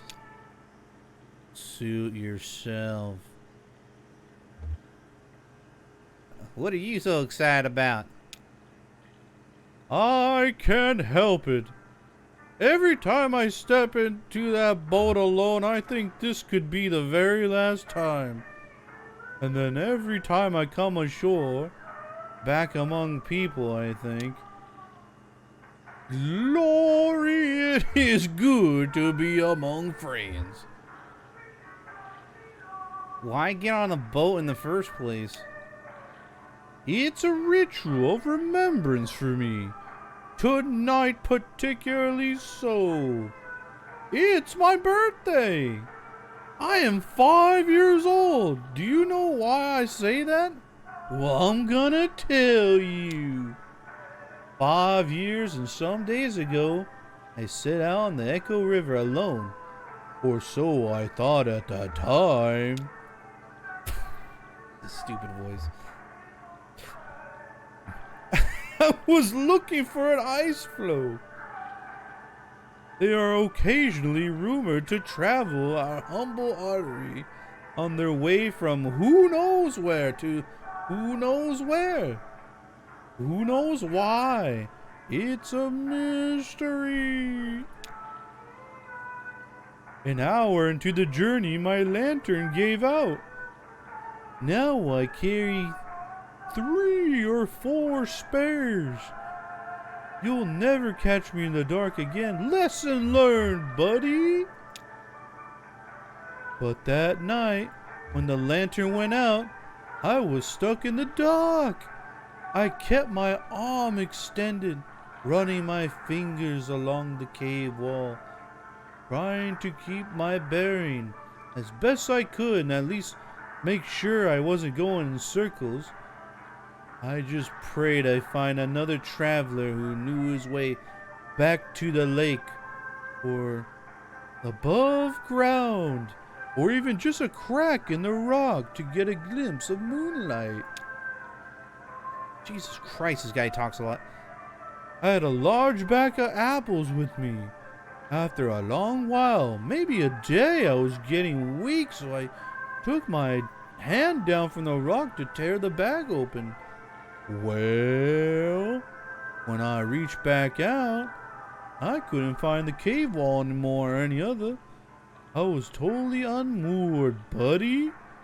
Totally adrift. And it was so dark. Oh my God. What is this fucking asshole talking about? I'm skipping this.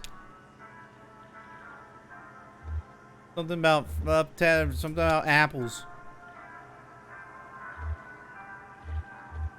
My last apple was infested by a damn fruit fly maggot. Oh my God. Okay, I waited out of mercy after all this fly. Basically, you were trying, right? Gross insect, but oh my God, dude. What the fuck?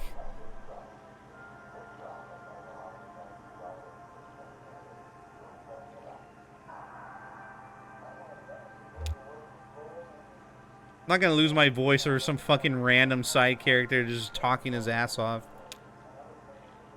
Glories be among friends. Jesus. That was way too long. Did my Johnny talk your ear off there?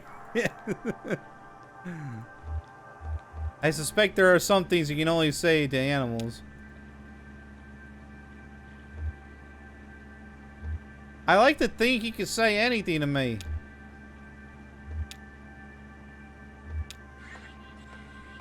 Good God, dude, that was an insane amount of dialogue there for no reason.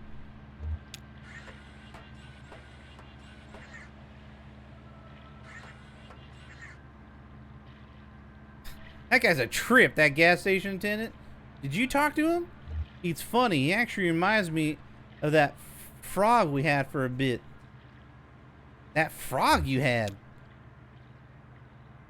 I like to think he was part of the family, you know.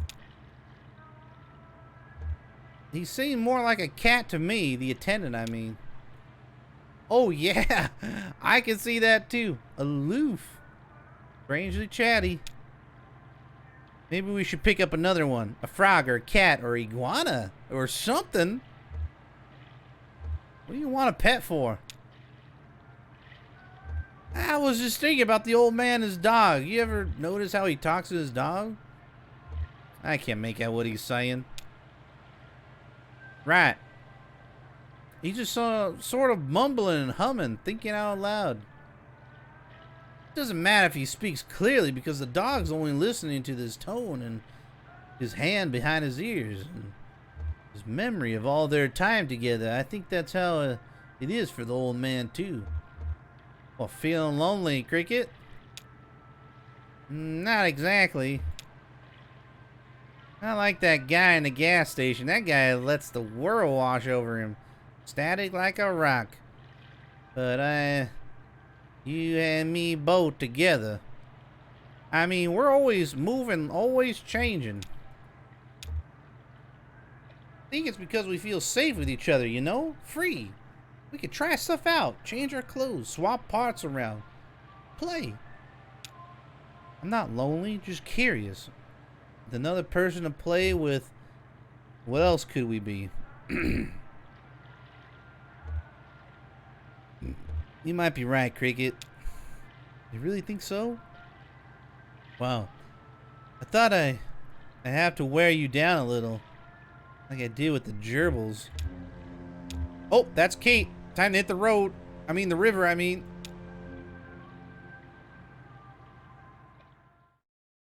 Jesus.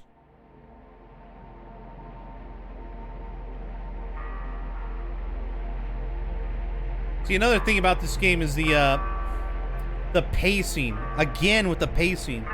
These whole read 'em kind of novelization games just have terrible pacing and like very uninteresting side characters that just overly talk about random shit that doesn't matter to the story. Keep that shit brief, dude. Who cares about fucking Al?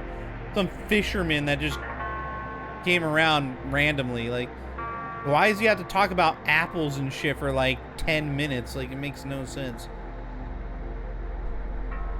I hate that, dude. I'm just gonna skip all that crap. See that small brick building? It used to be an upholstery shop. Now it's inhabited a very skilled taxidermist whose art is greatly in demand. When it was an upholstery shop, it didn't see nearly as much business. The old shop's name has been lost to time and weather. This is decades ago, and the only trace of it is the grayed frame of an old sign behind the new lettering, which now reads Trapper, Stalker, and Sportsman. And then below, smaller, no specimen is too exotic, no arrangement too fanciful. Some of the upholstery equipment is still there too, and still sees active use. Elise is the resident artist, though she's not the owner of the shop. It's owned by her aunt, Ida. Ida has very little to do with the day-to-day. She's busy with the other endeavors, mostly the restaurant she and her husband run on Lake Liff.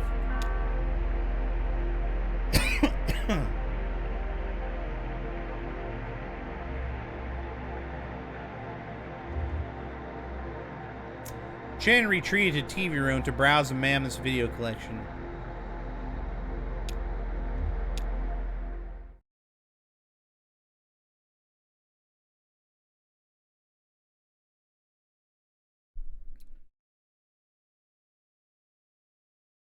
Back on the boat.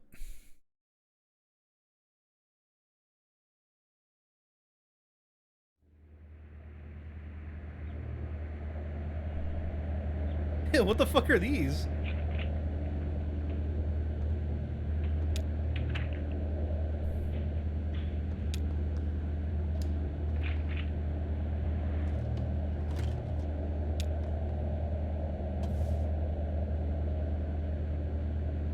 Shelves are full of dusty tape. Some have been relabeled several times, the stickers piling up thick on their spines. Ooh, birds. Who doesn't like birds?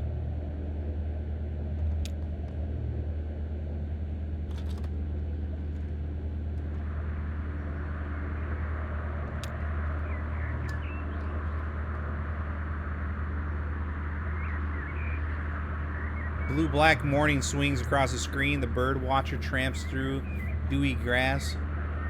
Stops at the wet grunt. Rests the camera on a pile of rocks. Birds from great distances. Episode 12. Appears briefly on the screen. He twists the lens by hand, pushing the frame past trees onto the roads.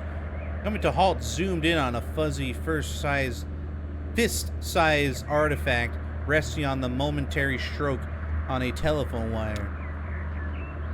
Shannon, the bird watcher, observed. He breathes heavily. She holds her breath, and like she's afraid he might hear, and afraid of distracting him or of being discovered and contaminated his perfect isolation. Traffic picks up indifferent as the sky lightens and black smudge in the center of the frame gradually becomes more prominent, but never in any greater detail. Not bad. Pretty shitty video.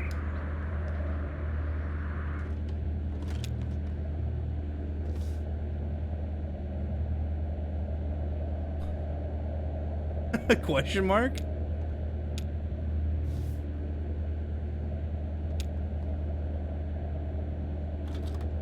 These little bugs down here are tripping me out.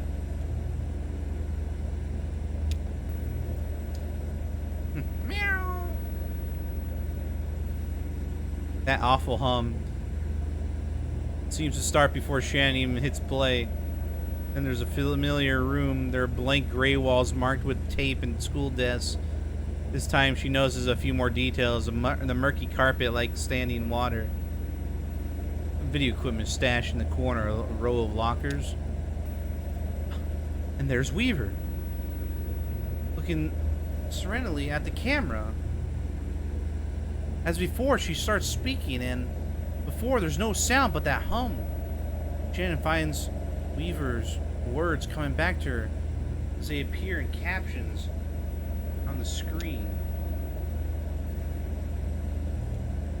Male school and these magnificent tragic horses. Go underground, as deep as you can go. The air is cool and the earth is damp. And when you close your eyes, you are surrounded by the dead.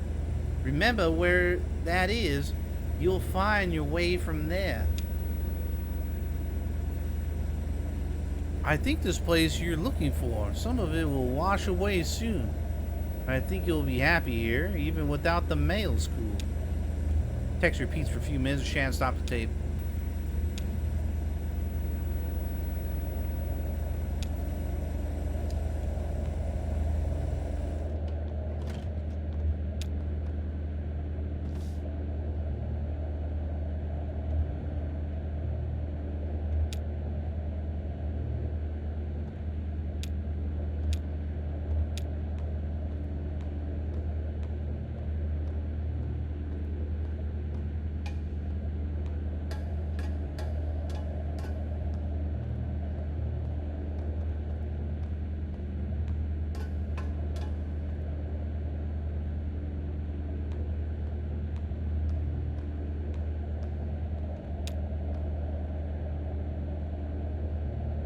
Oh no, it was only a few notes, low and sad, like funeral music, you know? I don't remember it being sad, just simple unburdened. Maybe that's what the funeral music sounds like to me, unburdened. Oh, hello. He and I were just trying to remember the Mammoth song. But neither of us ever heard it in years. Bill just found the mechanism. In the mammoth's belly, hidden in gritty, matted fur. It's like a big music box, slowly spinning cylinder covered in metal pins that pluck her dulcet guts and pump the bellows in her bowels. Some of the pins are rusted and worn away, easy to replace.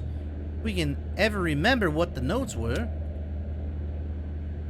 Did I hear you browsing the archive next door? Find anything good?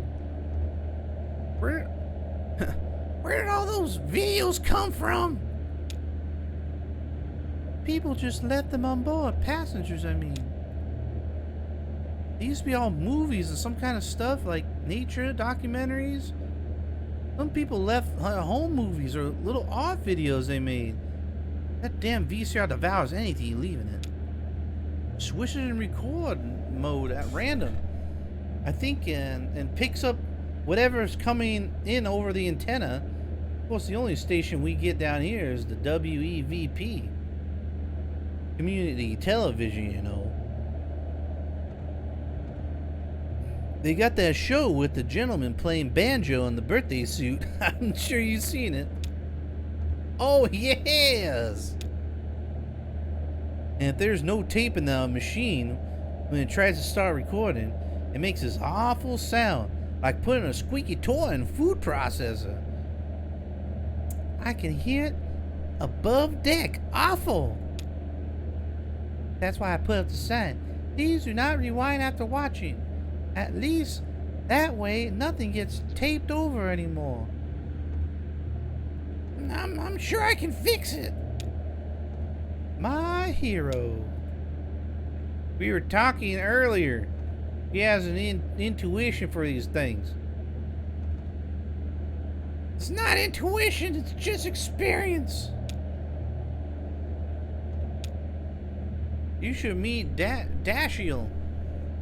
He did a lot of volunteer work for the WEVP in these early days, wiring up antennas and relays, stuff like that.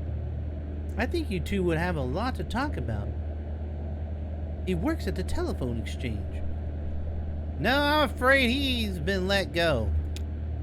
Oh yeah? That's odd. He still takes the ferry to work every day. I'm sure he's at the telephone exchange right now. In fact, I dropped him there a few hours ago. We're stopping at the telephone exchange again shortly to deliver their mail and pick up their trash. We should go ashore when we do. Ask for Dashiell.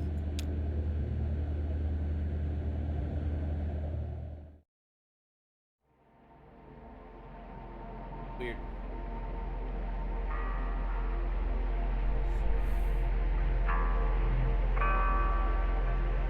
I rarely miss a chance to lounge on the beach around the rum colony. I do enjoy a drink, though. I don't find their signature liquor suits me, but this time I like to stay aboard and shoot the breeze with Kate over some mineral water. Still, I heard reports. I heard the old man went a little deeper in his cups. Not surprised, not all surprising. He seemed to have some momentum. Patch mixes up this pretty magnetic drinks.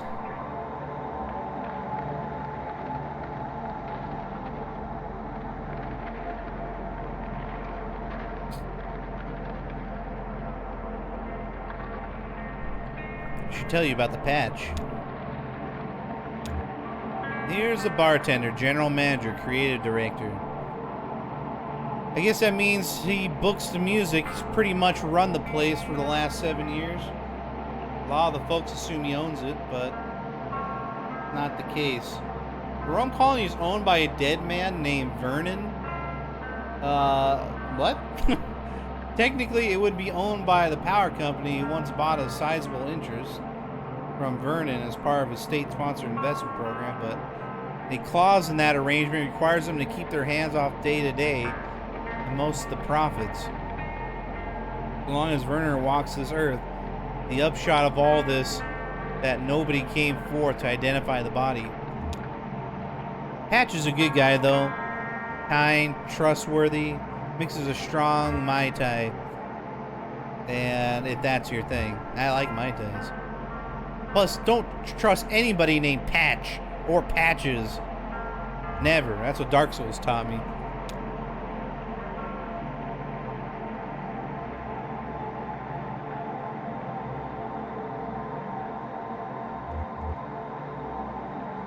Valkyrie and Homer lounge below deck. What the fuck is Valkyrie?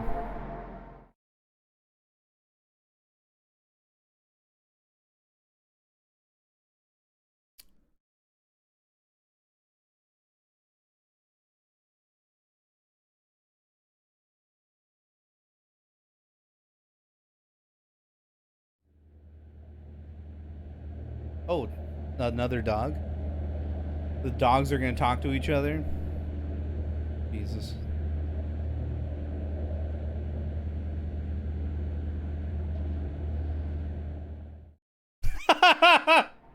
Yes! Okay, I was like, what the fuck? While those two beasts kept things under control aboard the Mucky Mammoth, I went ashore with the rest of the crew to make use of public telephone.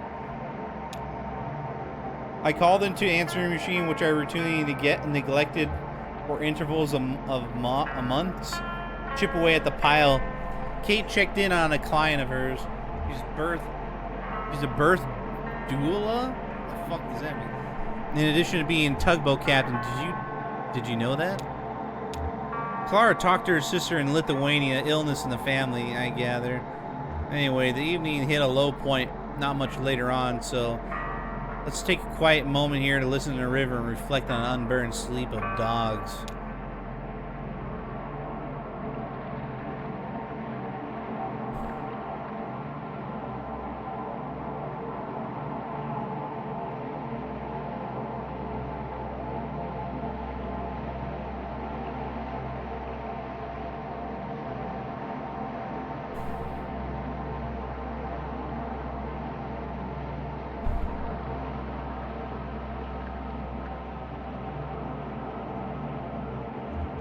Shannon, Ezra, and the old man and I stopped at the Radovansky Center to make some quick cash.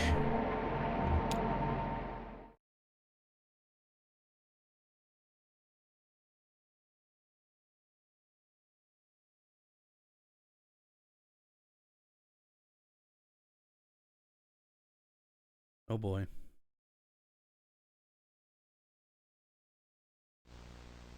Oh Jesus.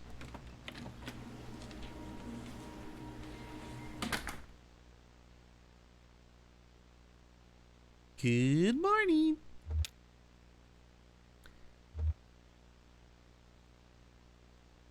Bags doesn't feel well. Long night. Poor kitty. What are you watching? Security tape from last night. Dare let the lights on again. Should we slash his tires? I'll leave a stern note on his desk. Spare the rod. What are we doing today? Right, this is weird. You know the old vending machine? The one that only has tomato juice? No, the old one that just stopped refilling. Remember? We rode on into the dock last August, and some scavengers stripped it from metal in the middle of the night. Derek cut his hand cleaning up at them. Then he got infected, remember? No. Okay, anyway, the rest of it ended up in the coat room until finally Daryl was piling in a big bag of trash. Barge picked it up and he came across this box lost behind all the junk. Check it out. This looks old. Yeah. Bunch of videotapes, completed questionnaires. Look at the reference number. It's never processed. So I guess that's what we're doing today? No date on it. You have to make one up. Unless there's some footage of the calendar or something in here. Haha. I guess there's old tests before we started doing the video exit interviews. That's annoying. Yeah, let's see. How did we do this? I'll run the tape. You interrupt the questionnaire. I'll type it up.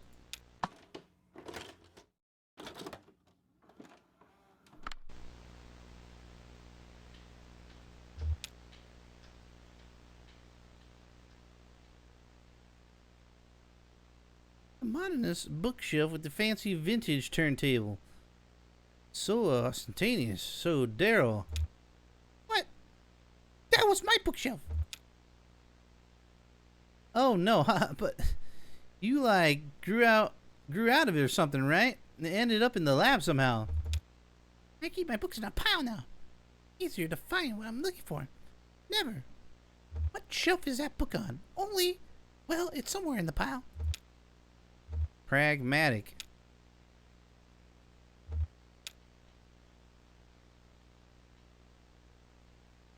Wow, I haven't seen that poster in a while. I think that was mine from college. Yeah, different, definitely. Oh, right. Daryl swapped it and redesigned. Now it's... What's there now? Yeah, it's... That's weird. I can't picture it. I mean, I can picture the wall, and there's definitely something hung up there. That's gonna bug me. Want me to go look? This is down the hall. No, it's okay.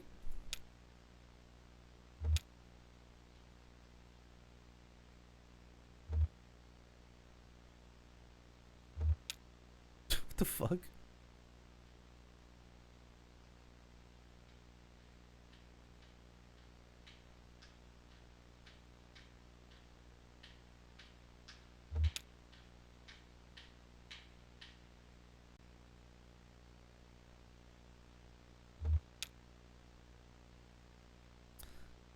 Should be some basic information. First control test. Subject's general disposition. Why are you here? I don't know. Permissive. Demographic category? What's the first thing you remember? Birdcage. Mid-20s. Or mid-20s. Do you think we should use old categories or new categories? Oh, right. Will the computer even still take the old ones? They're still in the menu. Okay, that's just the case, but in precarious. Sure. Oh, I forgot the name. It says Marquez on the file. Whoa, Marquez, are you sure? That's what it says. You know her? That can't be. No, that's not her. Did she come along with the group? I don't know. There's an extended monitoring tape here, too. We could check on the dock when she showed up.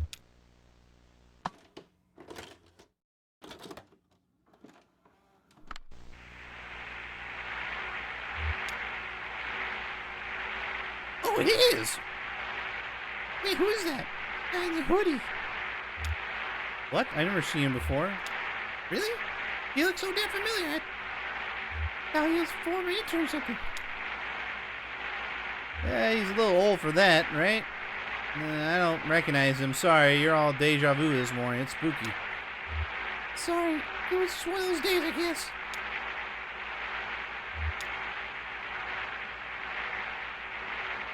No, definitely not. Oh, you're traveling with one of those creepy distillery guys. Him? Nah, you just look like some old drifter. Maybe you're right. It's hard to tell this night.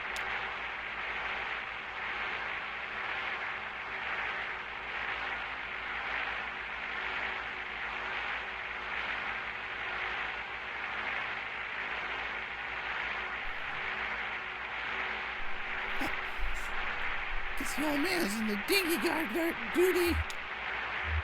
A noble assignment. Who was this lady? Oh, right.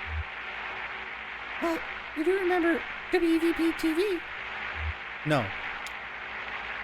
Community television station. Consolidated Power Company. Had to fund it as is.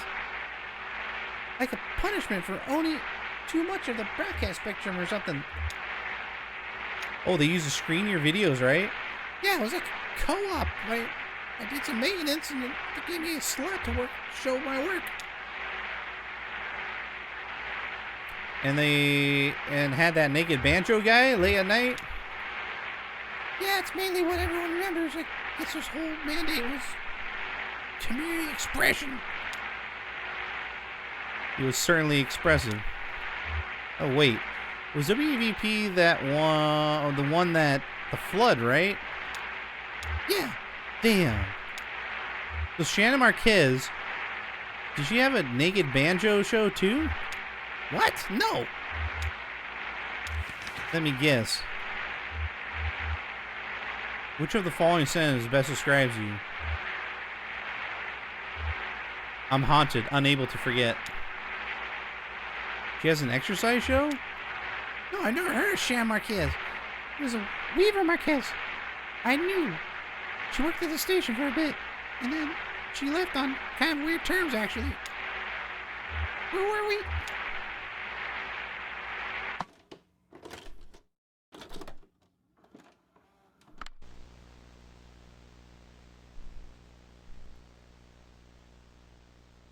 Okay.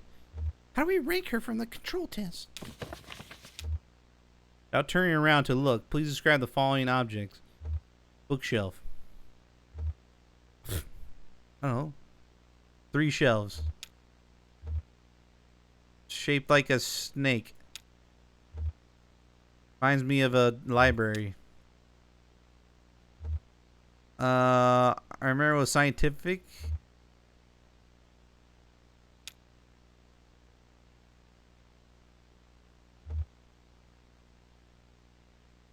I don't keep posters on my walls.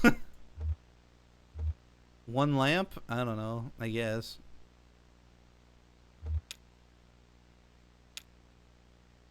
Average. Okay. I was right about the lamp.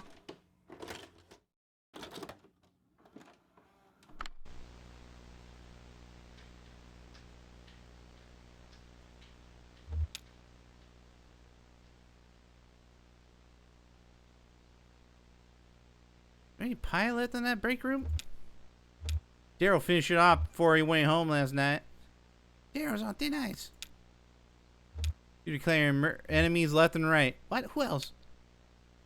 The other Marquez woman, Weaver. Didn't you? Maybe I understood. I thought I detected some animosity. Oh no, like that. She was the kind of person you could like or dislike. Really, she was just there. And all you could do was accept her, like magnetism or gravity. Please describe from memory the following objects. See in the room behind you.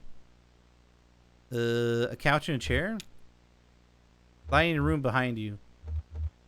Fluorescent standing lamp? I don't know. Air quality.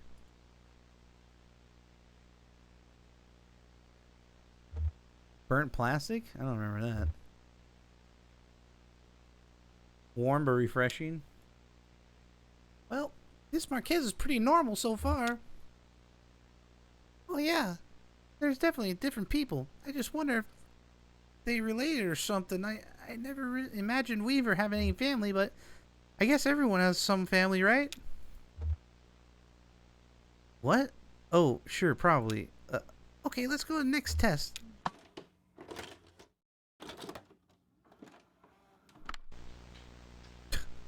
This is a big old kitty. Shit, look who it is. Aw, I missed that kitty. I forget what became of the white one. Her name was Coconut, and she disappeared without a trace. Easy come, easy go. I wouldn't say easy. I'd just leave the food on the dock for a week before she'd come inside. She only stuck around for a month or two. She probably saw quite a lot of her. I remember you were working nights then. She was a nocturnal creature. That's right, I remember.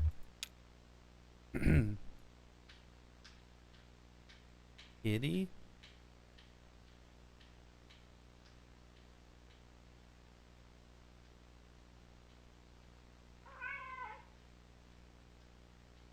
Apple, pear. Some sort of circle thing. Fuck if I know what that is. Like a sock or something?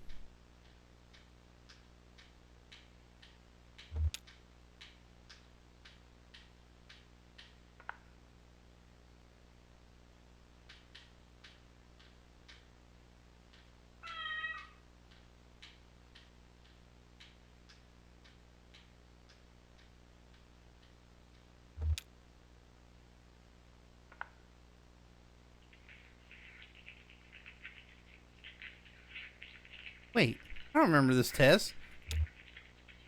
Oh. Did we cut this one? What's the questionnaire like? No, this is just sometimes if I can't make it for a few days, I might leave a note to feed the cats. For the test subjects? Wow, how do you know they'll do it? I write it on university letterhead. Jen, is that unethical? That is unethical. At least I don't use any university's property and research equipment to make weird video art. Very well then, I contradict myself. Haha. I wonder which is a nobler transgression. I'll settle that question. It's nobler to feed kitties. Oh, here's another extended monitoring tape from the waiting room.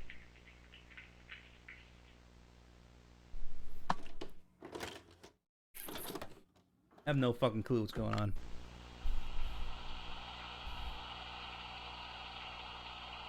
Busy night.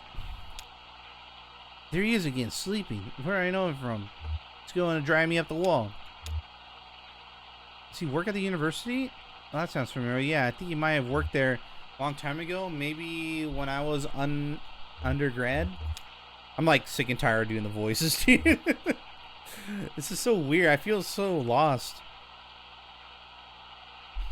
I like... Are we like stuck or something? Like, what is this place? Like some sort of like escape room? Like, what the fuck? Ah, the Paleolithic. Thought he looked a bit rugged. Yeah, right, Mad? Do you know what's going on? I have no idea what's happening. Right, yeah, I went to college during the Stone Age. What was your major? Fire. I don't think he was a professor, maybe staff. It's been so long. Sometimes I wish I had just barrel through like you did instead of taking time off before grad school. I'm sure it was the right thing to do at the time. Yeah, or the only thing. I was such a mess. I didn't even...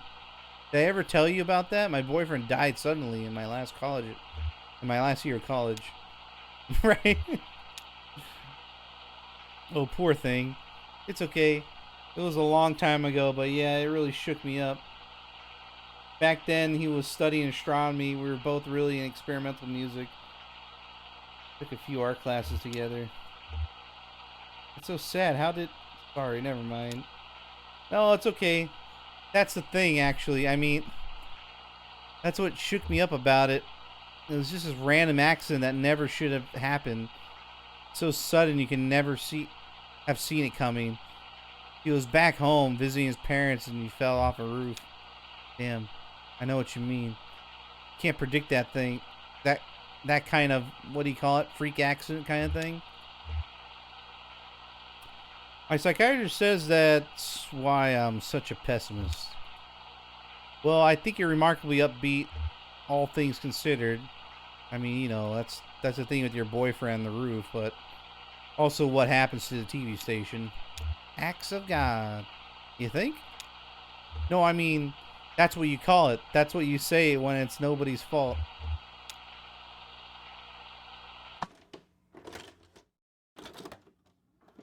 Who are these fucking people? What the fuck is this? I don't think I believe in that. What? Acts of God? Yeah. But there has to be a word for something completely shitty happens for no reason, right? I guess it's kind of archaic. Please use the blank space below to describe your general feelings about television. If you have... What?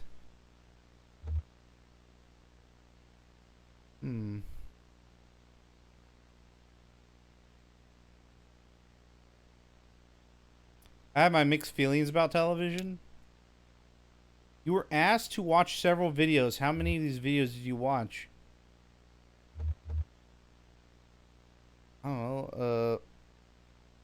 Like a couple. It was a couple videos, right? No, we only watched one. The bird video? No, it was two of them. One turned out to be like some ghost thing. I don't know. Let's just say just one. You were saying something earlier about the Marquez girl? Oh, right. I was talking about Weaver. Yeah, that's what exactly happened to her? You said she left on a weird terms? Yeah. Well, so actually she stopped showing up. That was pretty normal. It was all volunteers, right? Community television? Yeah, people didn't really give much advance notice.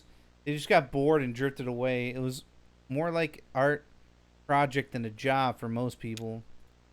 Weaver Marquez helped manage the archives, like filing and sorting tapes and broadcasts.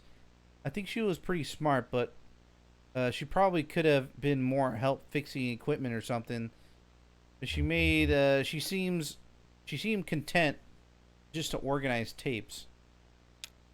Nobody ever talked to her much, so when she left, no big deal. But then a couple months later, we started getting those bizarre interventions.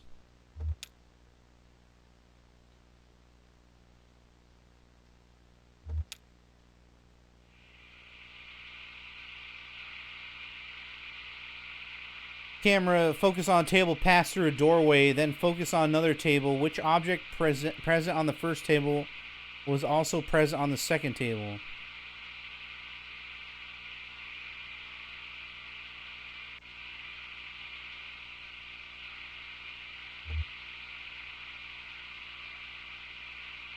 Picture was too blurry to make anything out. You should have those VCRs professionally cleaned. I'm writing my number on the back of the page. Someone would be doing a show in their normal time slot, and then suddenly the feed would cut. We'd still be broadcasting, but our signal was totally jammed. Oh, like interference? I mean, total blackout. Then this video would come on. Clearly shot in our studio at some point, and it was her. Weaver Marquez. She'd be standing in the middle of the studio facing the camera.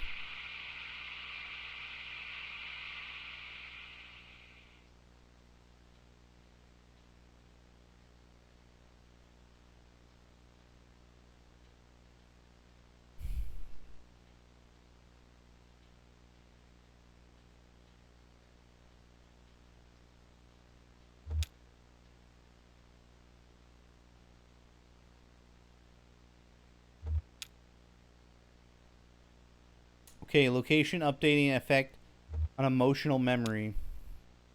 Subject is measuring near the edge of a useful range of her standard units of melancholy. We may need to reject this data. This test is so hard to interpret. I'm too sleepy by this point. Plus, it's hard to account for ambient grief, the last test. Can we just write too sleepy and go on the next one? Damn, this is taking a while. Daryl will be heartbroken if this is the only box we get through today. Ah, the poor thing. He was like a paper butterfly. I would say a moth.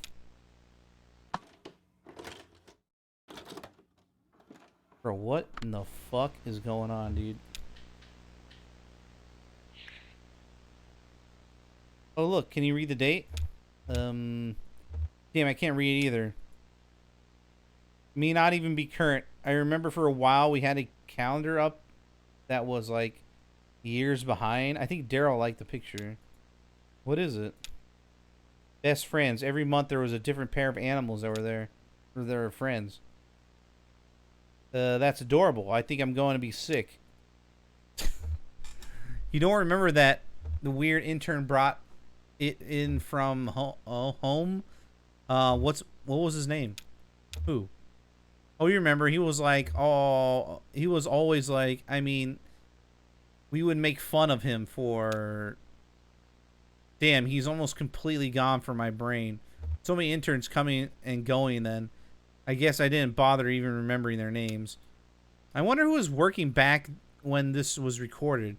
Is there a tape of the monitoring room? Yeah, here it is. Oh, before we check that out, did she flip the calendar forward or backward? Forward? Oh, weird. They usually flip it backward.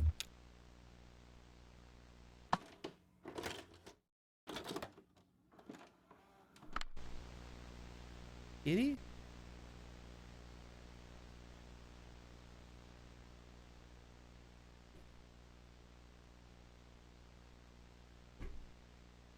What the fuck? There she goes. Wait, do you think... Did she follow them out? Oh, well, here's the last extended monitoring tape from the dock when they left.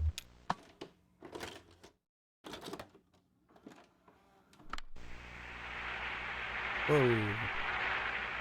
See, told you he was one of those distillery guys. I guess you're right. These other guys came to pick him up from work, maybe. I don't like how they're all how they hang out together. It's creepy. We hang out together and work together. Yeah, but it's not... They're like more than co-workers. I don't know. I just get this awful feeling whenever I see them. Like, I knew them once, but not anymore. Like, when they make up a dead person to look like an old photograph of themselves. Sort of familiar, sort of strange. Yeah, exactly. There ought to be a word for that.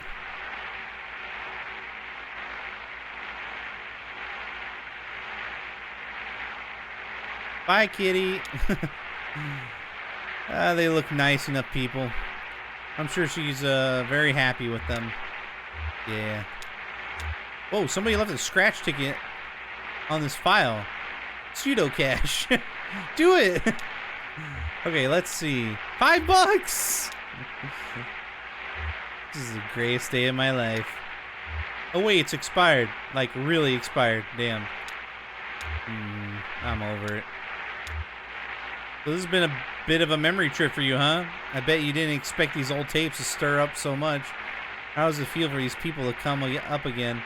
Weaver Marquez, Wise Will. I mean, and what's your boyfriend's name? The one who died in college? Charlie. Yeah. Some kind of bittersweet experience, actually. Like, looking at photographs of people who died or moved away. People that are gone. Charlie? Is it the same Charlie that's related to his family? To Conway's family? What the fuck is going on? Gone but not forgotten. No, not forgotten. You're right.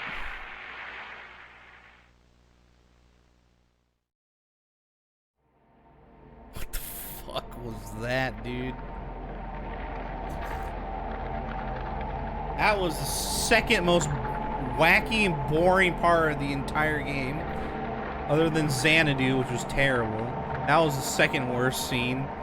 No fucking clue what happened there. Look at those easels and tables on the beach over there. They call it open air gallery or probably something more upscale like alfresco gallery. They say it's popular design in foreign cities like Paris and New York. That might be true. That may be true. Dude, this game, I don't know about this game, man. It's too like hoity-toity, you know?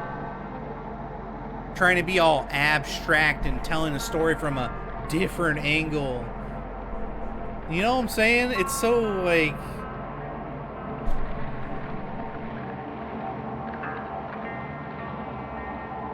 I don't know, eccentric, like full of itself. Like, what am I playing here? What is this?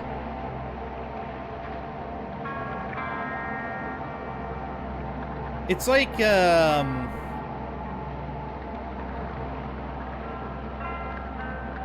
do I explain this? It feels like I'm like that last scene. I feel like I was watching an end credits scene of like a Marvel movie. Like just two random characters that you don't know, and maybe you'll find out like an Easter egg or something, or people just, you know, from talking from third person, or like mystery characters that you don't know or care about talking about your main characters, but in such a weird way that it felt like They were in some sort of trapped room and testing them? Like, why? Deep thinking, yeah, I guess.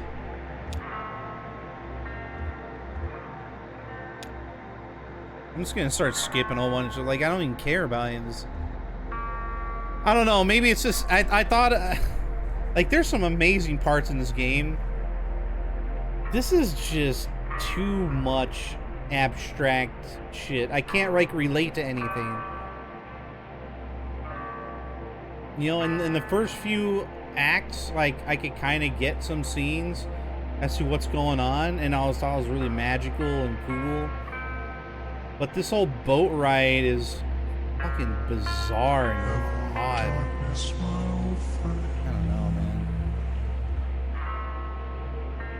There's one small girl playing in a puddle. What's up, Mad Panda? Dude, this game's trippy. I don't know if I like it, though. I don't think I like it. I'm not gonna, like, fool myself here. But, I mean, we're almost done, so might as well finish it.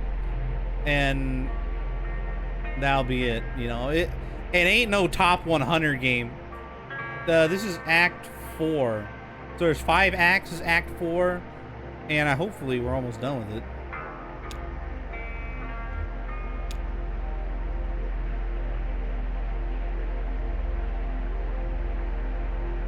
Did you find Major Zero yet? I don't know what that is. I don't know what Major Zero is.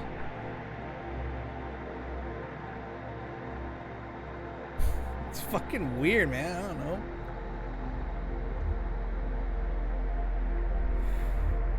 How about I took a nap? Exactly. I took a nap.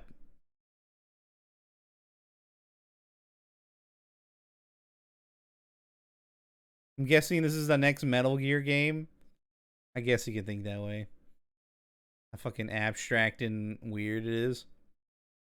I get your point.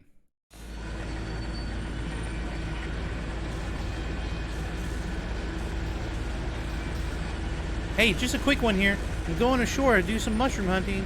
This little island is my favorite spot. And I figured we're already running late. What's more unscheduled stop? I just need to find Will and get him up here. Keep an eye on things, you know?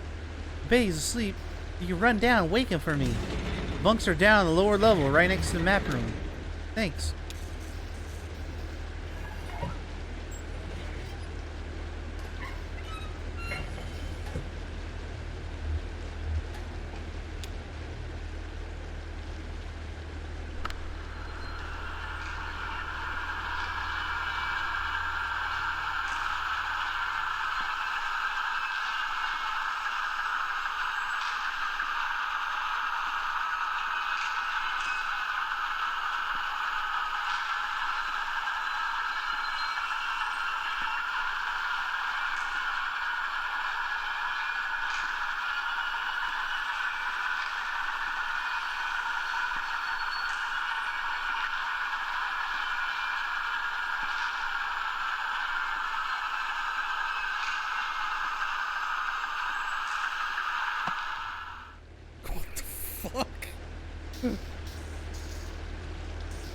Right.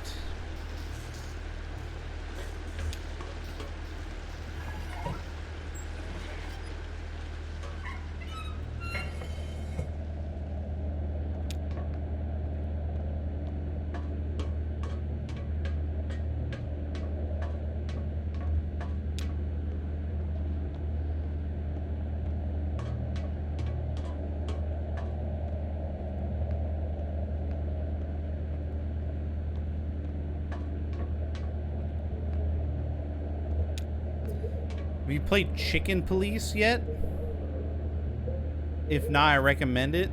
Chicken Police? What is that about? Chicken Police?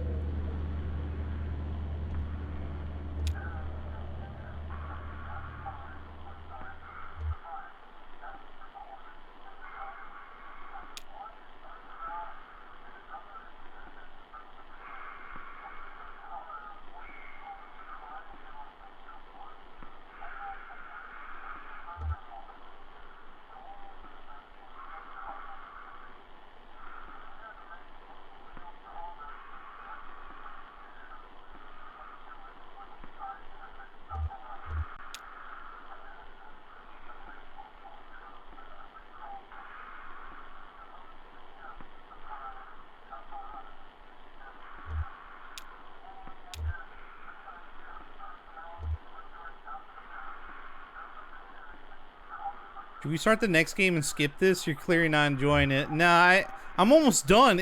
I swear to God, there's only like another hour left. And I could just finish it tomorrow. Might as well finish what I started, you know? But I'm not enjoying it, you're right. It's so fucking odd. I don't even know what to think of it. Usually there's something I can think of that like I might understand or think that's really beautiful or told a really unique way. And you can see that a lot in Disco Elysium. Like there's a lot of characters you can relate to. But this is just like, I don't even fucking know where to begin. I don't even understand this Ezra kid. All I know is Ezra has a pet fucking falcon or something. Pet eagle that flies around. Dude, that's all I know about the character. And sometimes like a punk kid that tries to act like an adult. Why? I don't know why. We just met him randomly. It's some fucking factory thing in the rain. That's all I remember. It's a noir-based detective game where you play as a chicken and you're trying to solve the crime that was brought to your office. Oh, I think I've heard of that. I think I know what you're talking about. I think people refer to it as that chicken game. I think I remember seeing somebody play that once. Think of it as saving an hour of your life. I'm just gonna skip all this. Will wakes up. Well, hello, small man. You caught me in a pre-dawn nap. I try to sleep in little nibbles when I can. It maximizes my time in the threshold states. What? Oh, you know, the half asleep, half awake in between places. I play these old lectures during my little nibble naps. To absorb nibble naps? It's pretty effective. I wish I could do everything half asleep. Can't say I learned very much now, though. I may have been too busy dreaming a vivid narcotic fantasia aboard the... But those are always the quickest to dissipate. I'd better tell you about it now before the spell is broken. I was small. Not a child. An animal, maybe? Access are getting way better. Oh, it's terrible. And skip all this. I patrol the corridors of a great iron ship, searching for scraps and mice, I think. Crying always a weak and mournful mew. Other crewmen... what the fuck are you talking about? I don't care about your stupid dream. The hall smelled of shame, defeat, and rot gut corn whiskey. They dumped artillery into the water, torn their flags into cloth scraps, made handkerchiefs to bury their sobbing faces. Oh my god. They drifted on Lake Leth, drinking the cold black water and eating eyeless fish. Raw! And when at last ran out of cooking fuel. They seemed in their despair to forget even language. After an interval of years, the ship crossed a threshold in absolute silence. Silence, except for my hopeless whimpering cry. Anyway, that's all I remember. Sorry you had a bad dream. Oh no, not bad. Unsettling. Puzzling. But thanks for your concern, Doc. I'm a doctor? I didn't even fucking know that. Wait, Ezra's a doctor? Well, I got a stew to start. You may want to hurry back above deck. I believe we're about to pass the bat sanctuary. It's quite a thing to see.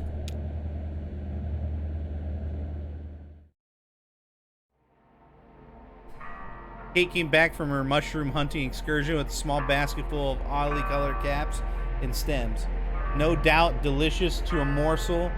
Of course, she intended to use many of them in her medicinal practice to ease the pain and nausea Blobbity blop, who gives a fuck? Okay.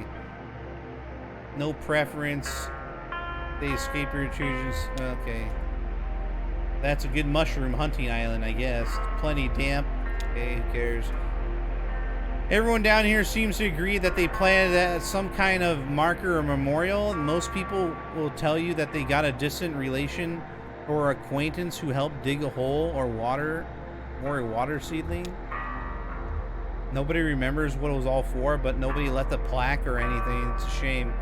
Looks like it must have been a lot of work. Well, at least we have the trees and the mushrooms. This is the thing. I think for this act in particular, you can choose, if you want to replay this, you can choose which story you want to see. And I'm not going to do that, by the way. So these are the two stories you can choose from in your playthrough. And I guess you can redo it. Fuck that, I ain't even doing this. This is terrible. Shannon, help me fix up a mushroom stew in the kitchen? Sure, let's do that.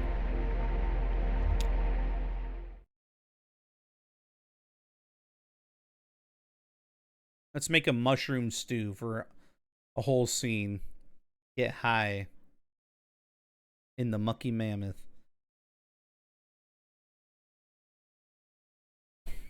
I'm mad. Ooh, making some stew. Add a few of those really big caps to the slimy gills. I shouldn't say slimy. Moist. The lady in the video called for portobello, but I prefer never to know a mushroom by name. So is this a breakfast stew? It will be, but not today. This stew is for tomorrow. It has to simmer all day. Some things are just better done slowly. We've added the anonymous mushrooms, so next we, well, I've got the recipe video on pause next door. I used to follow a recipe I learned from Ida herself, the best cook you're gonna meet on this river. Of course, it had a few secret ingredients. She has the good sense to preserve some mystery around her cooking. Better for business. Ida is so shrewd, she swore me not to only secrecy, but to ignorance. And I had to promise to forget the recipe just as soon as I cooked it. Let me tell you, not so easy to forget something on purpose as you may think, my friend. Not so easy. Alright, record the man.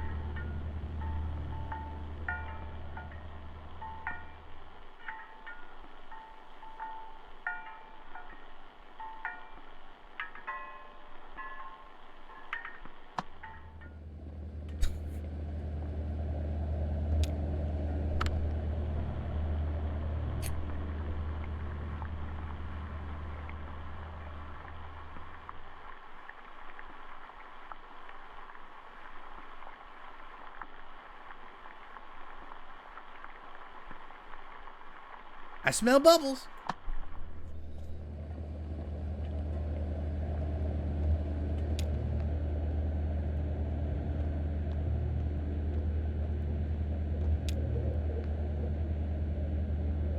Crushed tomato, salsa, or even a little ketchup. Here's the thing, nobody knows. Nobody has to know. Throw in some more of that spice blend we threw together earlier. Stir all that up and crack a beer, baby. You'll be here for a while. What did she just say to do? Will's trying to make this stew right now. What was the last step he did? Put a couple mushrooms in. I think he forgot. And he was doing for a little while. Maybe I can help him figure it out. That kind of sucked into his program.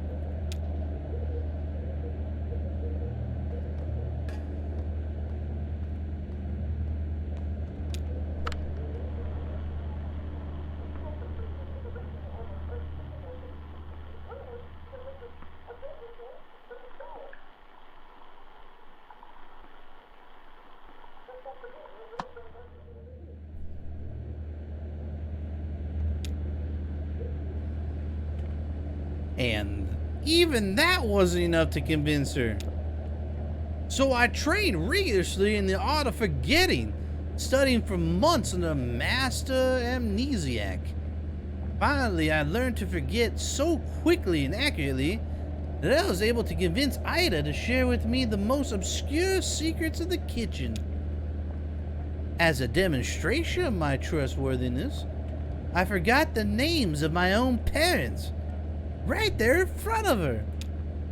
Every time I wanted to cook this legendary stew, I call Ida up on the telephone, ask her for a quick temporary reminder. Here on the boat, we haven't got a phone line, so I have to seek out culinary wisdom on videotape of the cooking shows. So back to the matter at hand. Next week, add some crushed tomatoes. Oh, it's you. I thought. Never mind. Hello.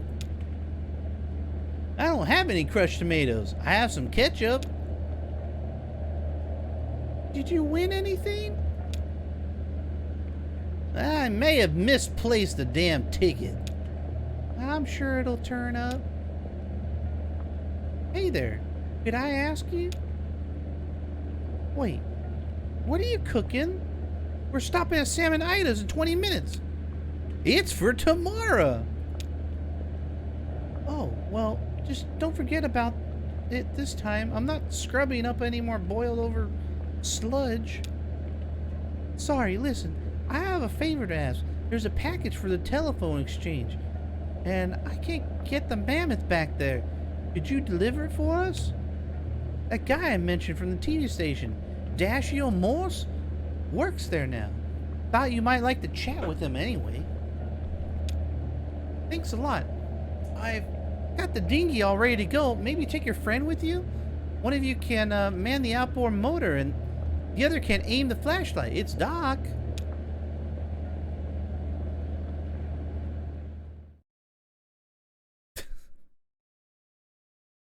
Great. Can't wait. The Central Exchange. Oh boy.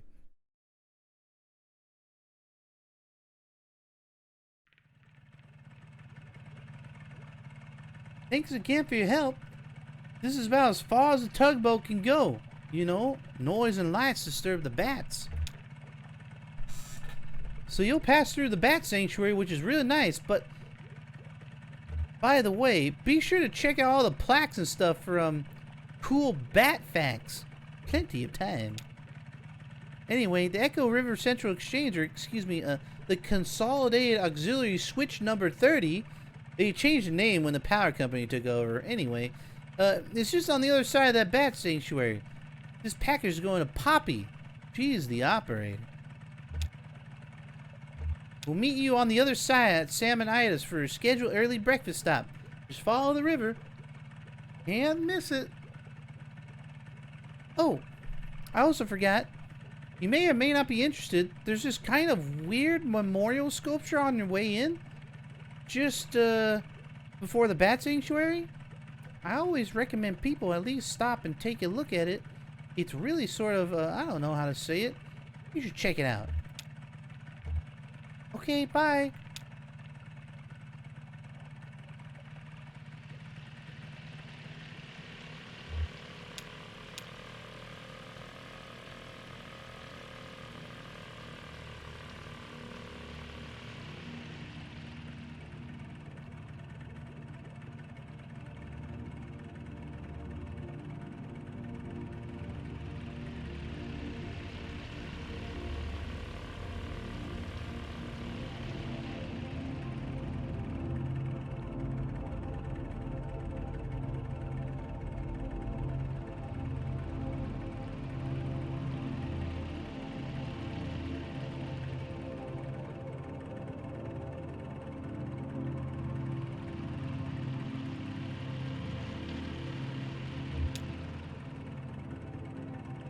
We claim these helmets and the names of the folks who wore them, place them here in the memory, but also as a spit in the greedy green eye of that power company who bought up our old mine and traded our brothers. Sister's safety for a little more yield, but only yielded 28 good men. The women dead when the walls collapsed and tunnels filled with water. Their lungs were black. They're washed clean full of water too. Swept through the hidden tunnels, some awful cave we never will find, and so we guess the water buried them for us. So let this here be the marker for their grave. No way there's that much. And if any son of a bitch from the power company wants to take back these helmets as company property, just try and see what will happen. Hey, Elkhorn. That's the mine we met in. Where your folks worked. Looks like it's been there for a while. I sure as hell wouldn't mess with it. You think whoever wrote it is still that angry? Sure, angry. Mainly just hurt. Yeah, everyone's got their own way, I guess. This probably stirs up, I mean, how do you...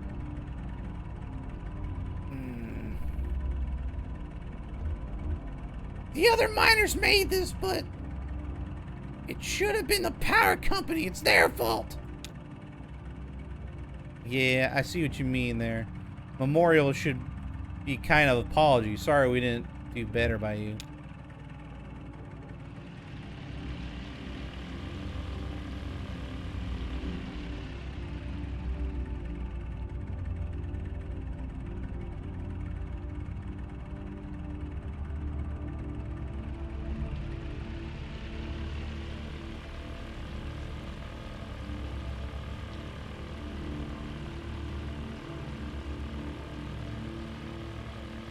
Spooky boys.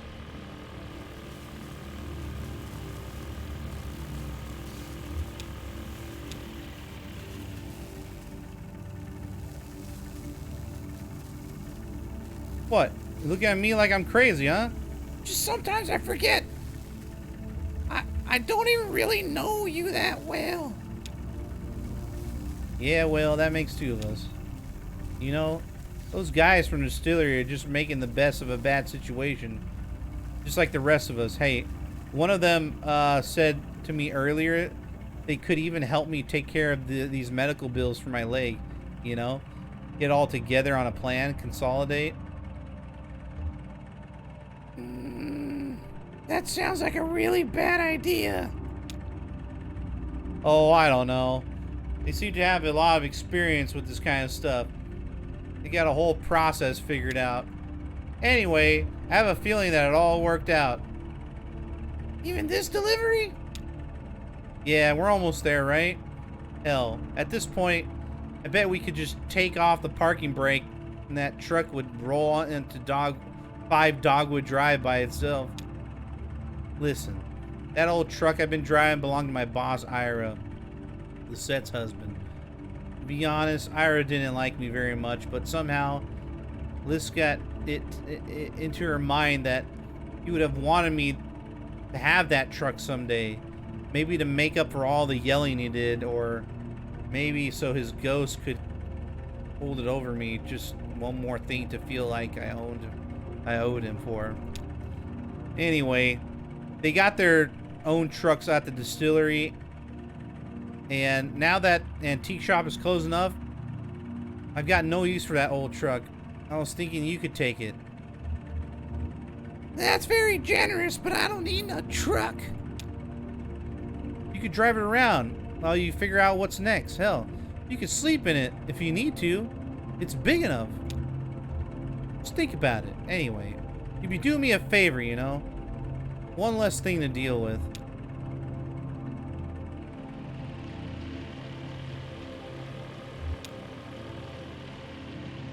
Visitors to Echo River American Black Bat Artificial Hibernaculum Sanctuary are asked to take extra precautions in order to prevent the introduction of foreign fungal contaminants and the spread of white nose syndrome.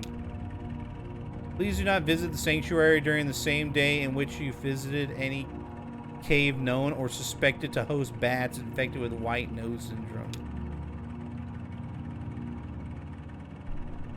Cocaine nose? Nose candy?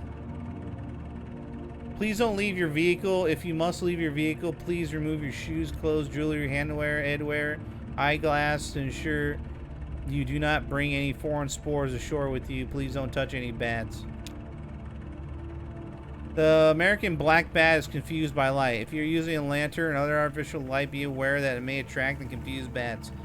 If you approach by bats, do not panic. Relax. Stop your vehicle and switch your light off. Never touch a bat.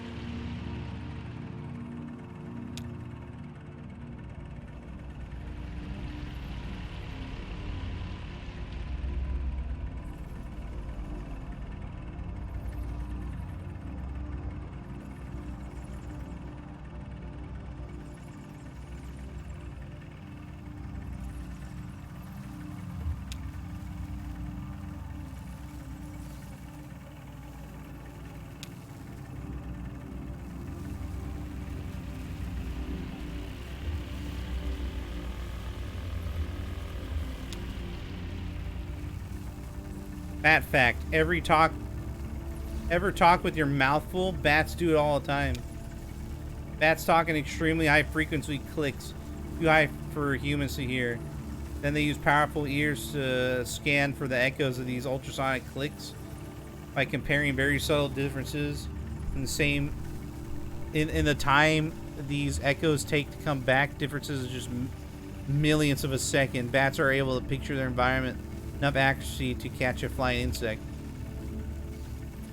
I heard bats are pretty blind, right?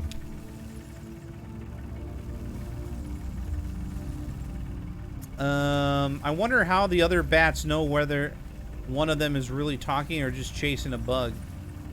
I think sometimes it's hard to know with people too. Oh yeah, like how about this weather? I guess there are layers of it, right? Sometimes you just need to get the other person talking so you can check their body language or hear what their voice sounds like. Find out if they're friendly or angry or drunk.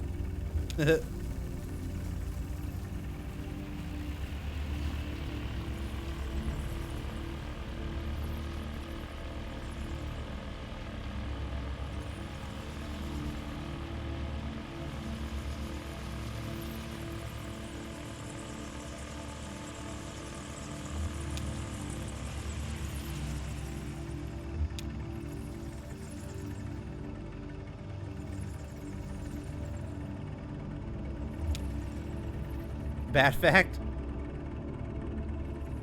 American black bat's natural diet mostly consists of moths and other small insects.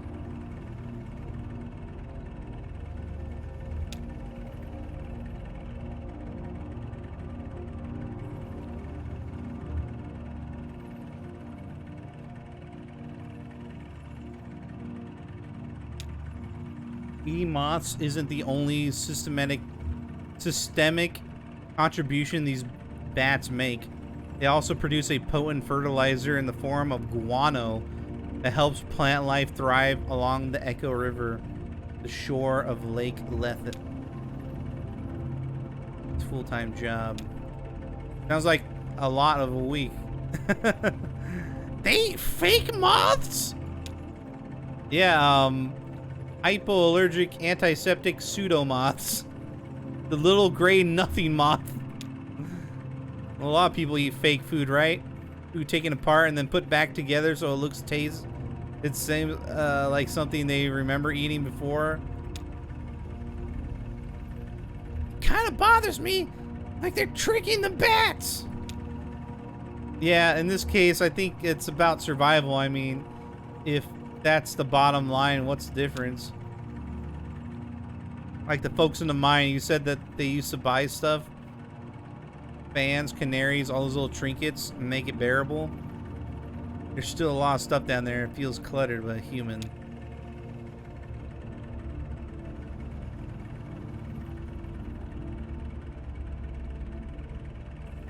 I mean, all people need is enough to pretend we're home, and we can make it anywhere.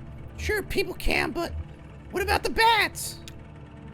Maybe we'll have to teach them. Hell, what am I saying? I know about 100% more on the subject of bats now than I did when we came down here.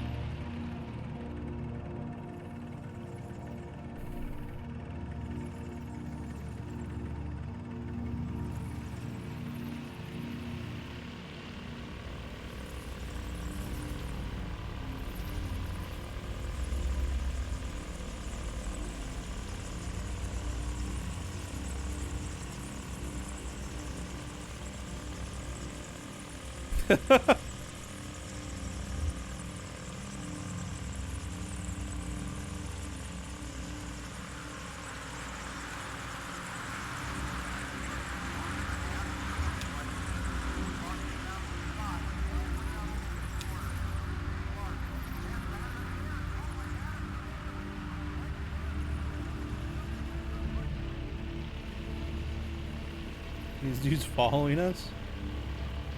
Bad fact.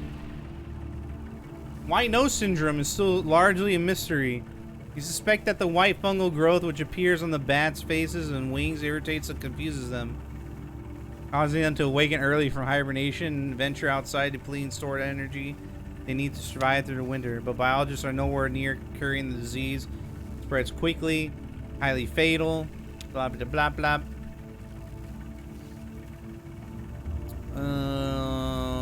Okay. Weird.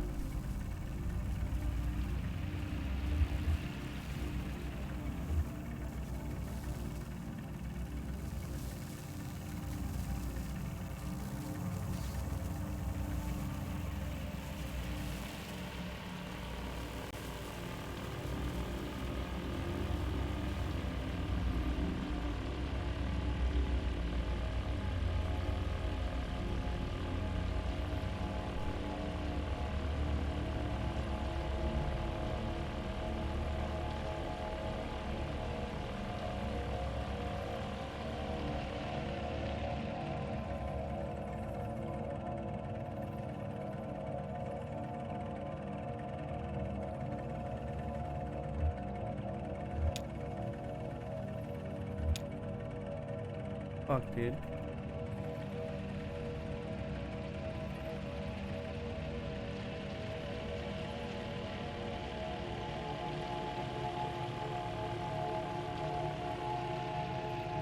Central Exchange.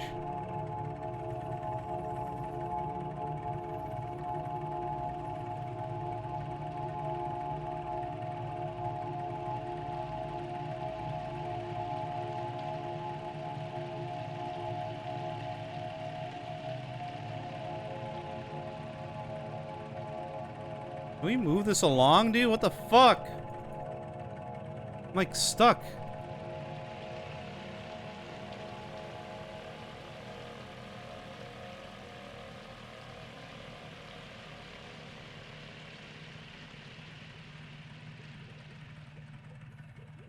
There you go.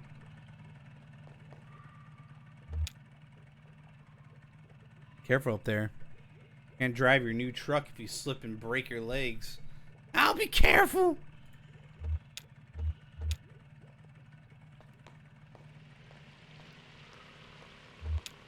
Dash shield. Wow, this is pretty. Holy shit, this is pretty. Could you be bypassed with another capacitor at 100 nanofarads to reduce noise? Are you Dashiell Morse? Him? I mean, yes, I'm him. Sorry, I've been hacking on this thing all night. My thoughts are starting to come in alternate currents.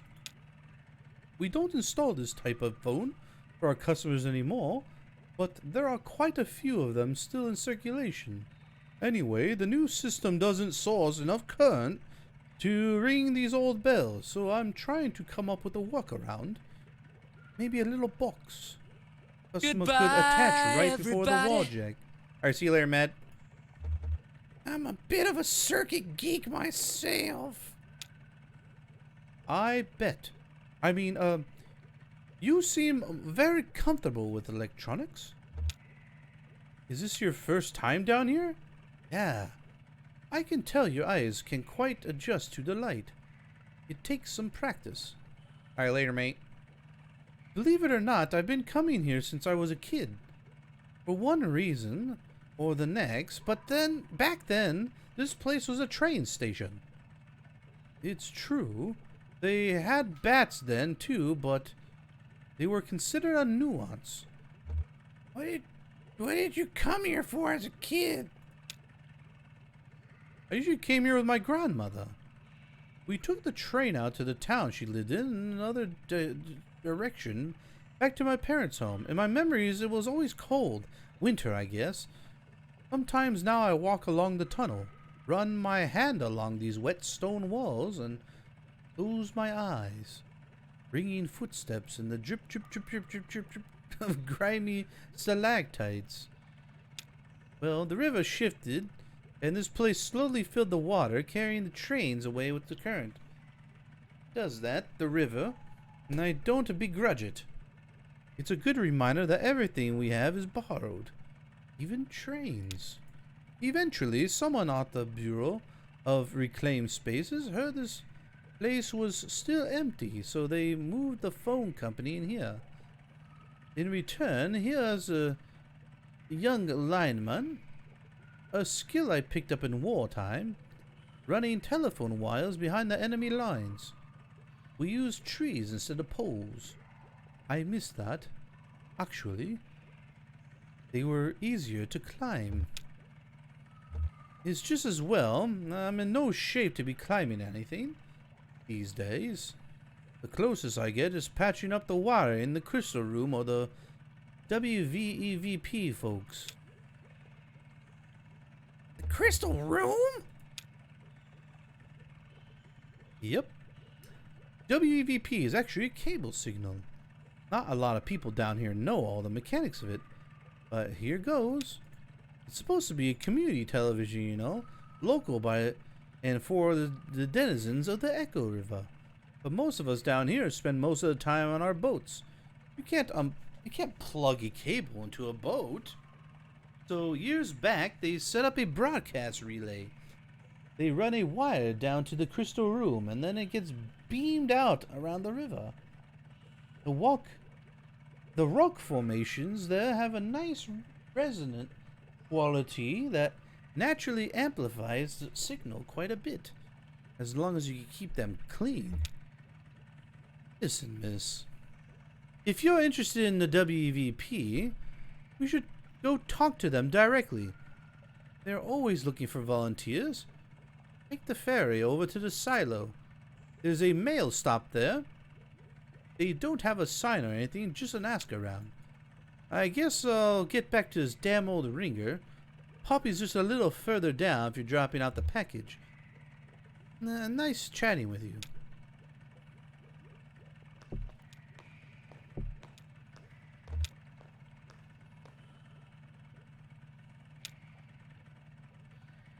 Abel and Luis, the lovers carriers.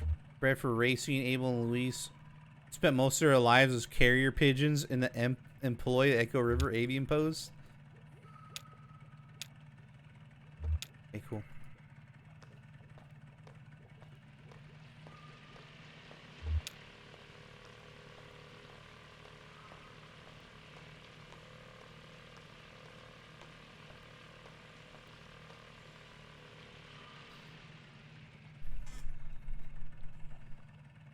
Just sitting right over there by the lamp, sweetie. Thanks. Actually, just a minute. Who does that parcel claim to be from? The Consolidated Power Company. Oh dear, I'm afraid to open it. So who are you? Do you know, do you work for the post office or the tugboat? I only ask because I haven't seen you before. What was that I heard chatting down the hall? Yeah, I met Dashiell. He's been working on that obsolete ringer, hasn't he? Poor Dashiell. You know, he's really not. He's not really. He was let go a while back, a long while actually. When they started reconstructing, he was the first to go. But he talked to them and letting him come every day and fiddle with some interminable object. He says it's to keep a long gap from growing his resume, but I think he's just has nothing better to do. One of those old men who needs work, you know. Doesn't know how to be any other way. Well, there are no real jobs here, but there are fake jobs, I guess. It wasn't like this when I came to work for the Echo River Central Exchange. There were 12 of us: Loretta, Edna, Meg, Cara, Marie, Lois, Liz, Hester, Angie, Wilma, Connie.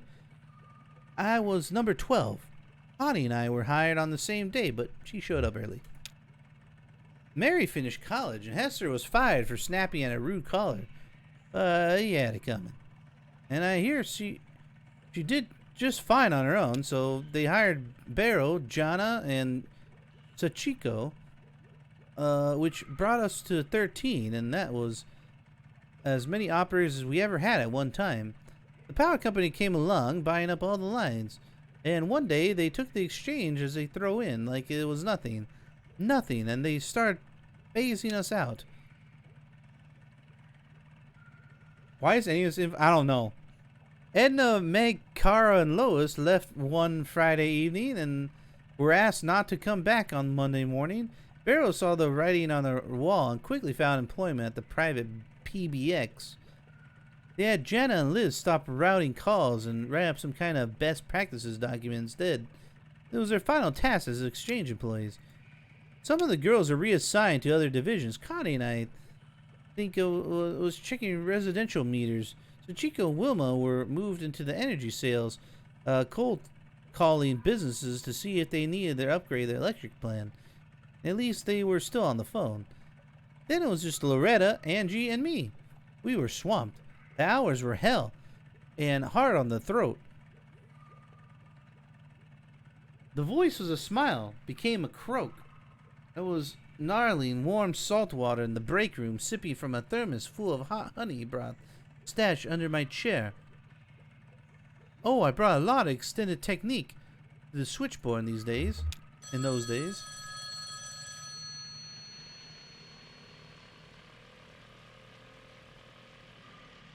Sounded pretty good to me. Yeah, I'm impressed. So, where was I? Hot honey broth and warm salt water. Right, and healthy dose of slippery elm. I got that one from Kate. Got there a few months. Are you lonely? Sure, this place feels different when it's empty. Cold to the touch. And you know, it's really about the touch here. Sound is vibration. A touch you feel in your ear. So my voice is my touch. When we're talking, we're touching. Even on the phone. That's an electric touch. An intimate little shock that makes your tiny hairs tremble. That's not even what I mean. When I say it's all about touch here. When the power company first tried automating this old exchange's fancy new transistor. Who gives a fuck? Interesting. What's the machine like? Oh, it's funny. I never actually seen it. They told me just to carry on patching while it collects and collates in the background until it's ready to take over. There's a dark thought. What if there is no cheap machine that's going to replace me? What if it's cheaper just to keep me here? Filling in for the rhythm of the operators. What if I'm the cheap machine? Why don't you just quit? In this economy? No, you're probably right. Working in silence for peanut shells, waiting to be replaced by a robot, doesn't sound very dignified, does it? The reality is that I've been working here for my whole adult life. I came here as a girl, and I lead the middle-aged women, and I don't know if I'm ready to be her yet. I sound like Dashiell. Oh, the parcel, right. Over there by the lamp is fine. Thanks for dropping that off. Take care. Think of me, when you dial Zira.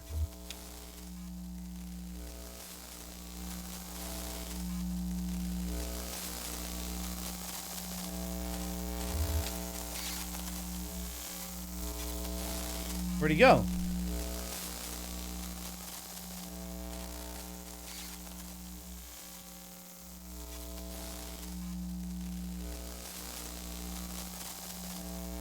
Yeah, exactly. Every character you talk about gives you their life story. Like, you're just dropping off a package. Like, I don't give a fuck about you. Yeah, it makes it really annoying. Especially Al from the gas station, who had a billion things to say, and he was just at the gas station. Like, what the fuck? Annoying.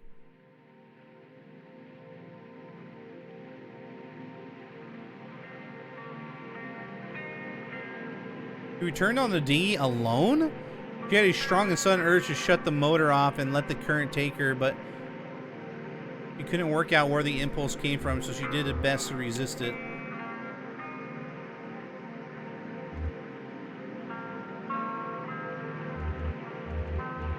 We met a family of 5 on a flat-bottom skiff. The boat was loaded to capacity with black plastic bags and a few larger pieces of warped and blue tarp. 3 paddled, 2 adults, an older child, and the 2 younger children slept. They've been traveling all night, first by car, and then who gives a shit? But the adults were happy to take a break from paddling and wearing silence. They asked her about a river journey. She said she was on the way to Salmonida's. They brought some food. The kids had picked the garden clean earlier in the day, so they had been snacking on fresh bell peppers and tomatoes and some crackers rationed carefully for the trip. They wished her well and paddled on toward West Virginia. We met a guitar player pedaling and floating bicycle with his dog in tow. He said they took turns. The water was cold and floating bicycle, while technically marvelous, wasn't quite buoyant enough for the both of them. Swimming is hard work. The hardest work that the dog has ever done, he expected. They've been traveling this way for the most of the night, struggling through the icy water, and who gives a shit? Okay. We invited him to ride a ways on the dinghy. Appreciated the offer, but they weren't in a hurry. We met the flower salesman on the raft. He floated alongside of buoyant pots, Bobby untethered. He corralled them with a long pole in a stream of small adjustments. She leaned out over the water to take a closer look. He just started to work for the day, so his stock was full. He pushed a few bouquets her way. First was a rustic bundle of mums. He suggested it would make an appropriate apology bouquet. Next, a simple mixture of snapdragons made it look wild. She thought it looked eager, and he agreed. Finally, a mass of who gives a fuck. Okay, great. What is this game, dude?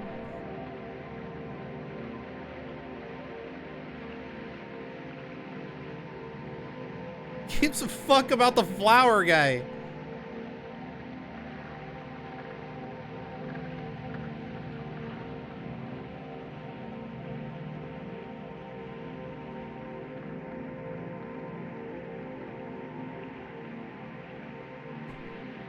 Dude, I feel like only snobs like this kind of game. Like complete literature fucking snobs.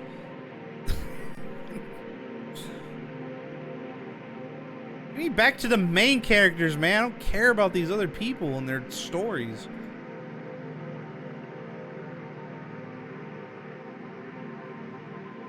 Man, this dinghy sucks. What a shitty boat.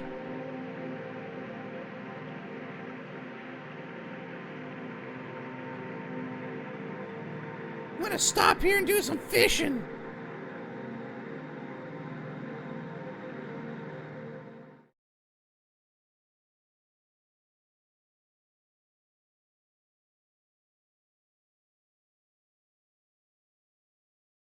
Salmonidas. Yeah, I guess we'll stop here. See what they have to say, though.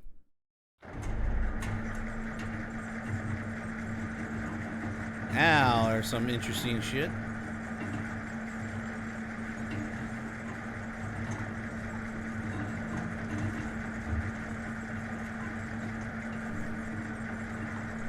Okay, I guess we can stop here.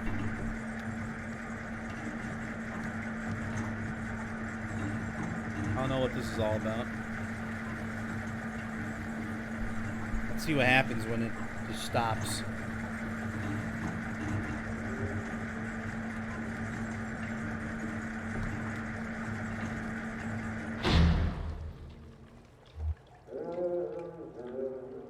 Oh, Sam's in here. I guess we'll talk to Sam. He's trapped in there for now. Back to the circle. Okay. We'll continue this tomorrow night. I'm pretty sure I'll be here. If not, then, yeah, the weekend's kind of... Who knows what's going to happen. So, anyway, I hope you guys enjoyed. I didn't. I mean... Was there anything memorable in this act so far? Maybe the bats and the tunnel, the green tunnel look cool. I have no. We dropped off a package there, and I don't know. I don't know why we dropped off the package. I have no idea.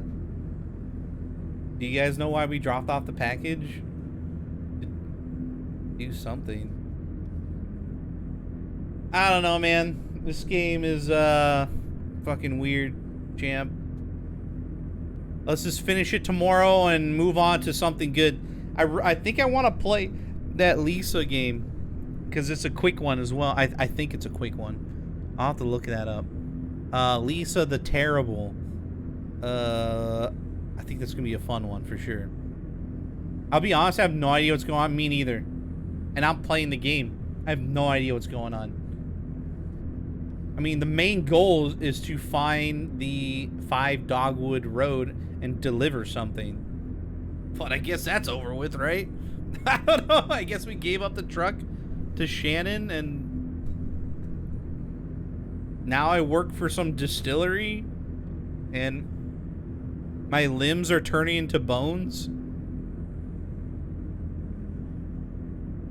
I don't know why. Like, you know what I'm saying? I have no idea. But anyway, you should finish this tomorrow, hopefully, because I'm kind of over this game. This is not a good game. In my opinion, it had its moments, for sure. And the first, like, 2 acts were really cool. And there's a lot of really beautiful scenes there. But, dude, Act 3 and 4 are just bad. Like, just really bad. I don't even know what's going on. But I heard that only the first 2 acts came out when the game came out. So people had to wait like years for the other 2 acts to come out. I don't even know if Act 5 is out. I have no idea. Can I even play Act 5? Oh, I can play Act 5. Okay. So you can play Act 5, it just doesn't have a name, I suppose. Weird. Okay, that's it. Everyone, have a good night. We'll catch you tomorrow. Don't think I'm gonna raid anybody, but y'all have a good one. Peace out, y'all. Expect a kind of Spanish Inquisition? Nobody expects the Spanish Inquisition.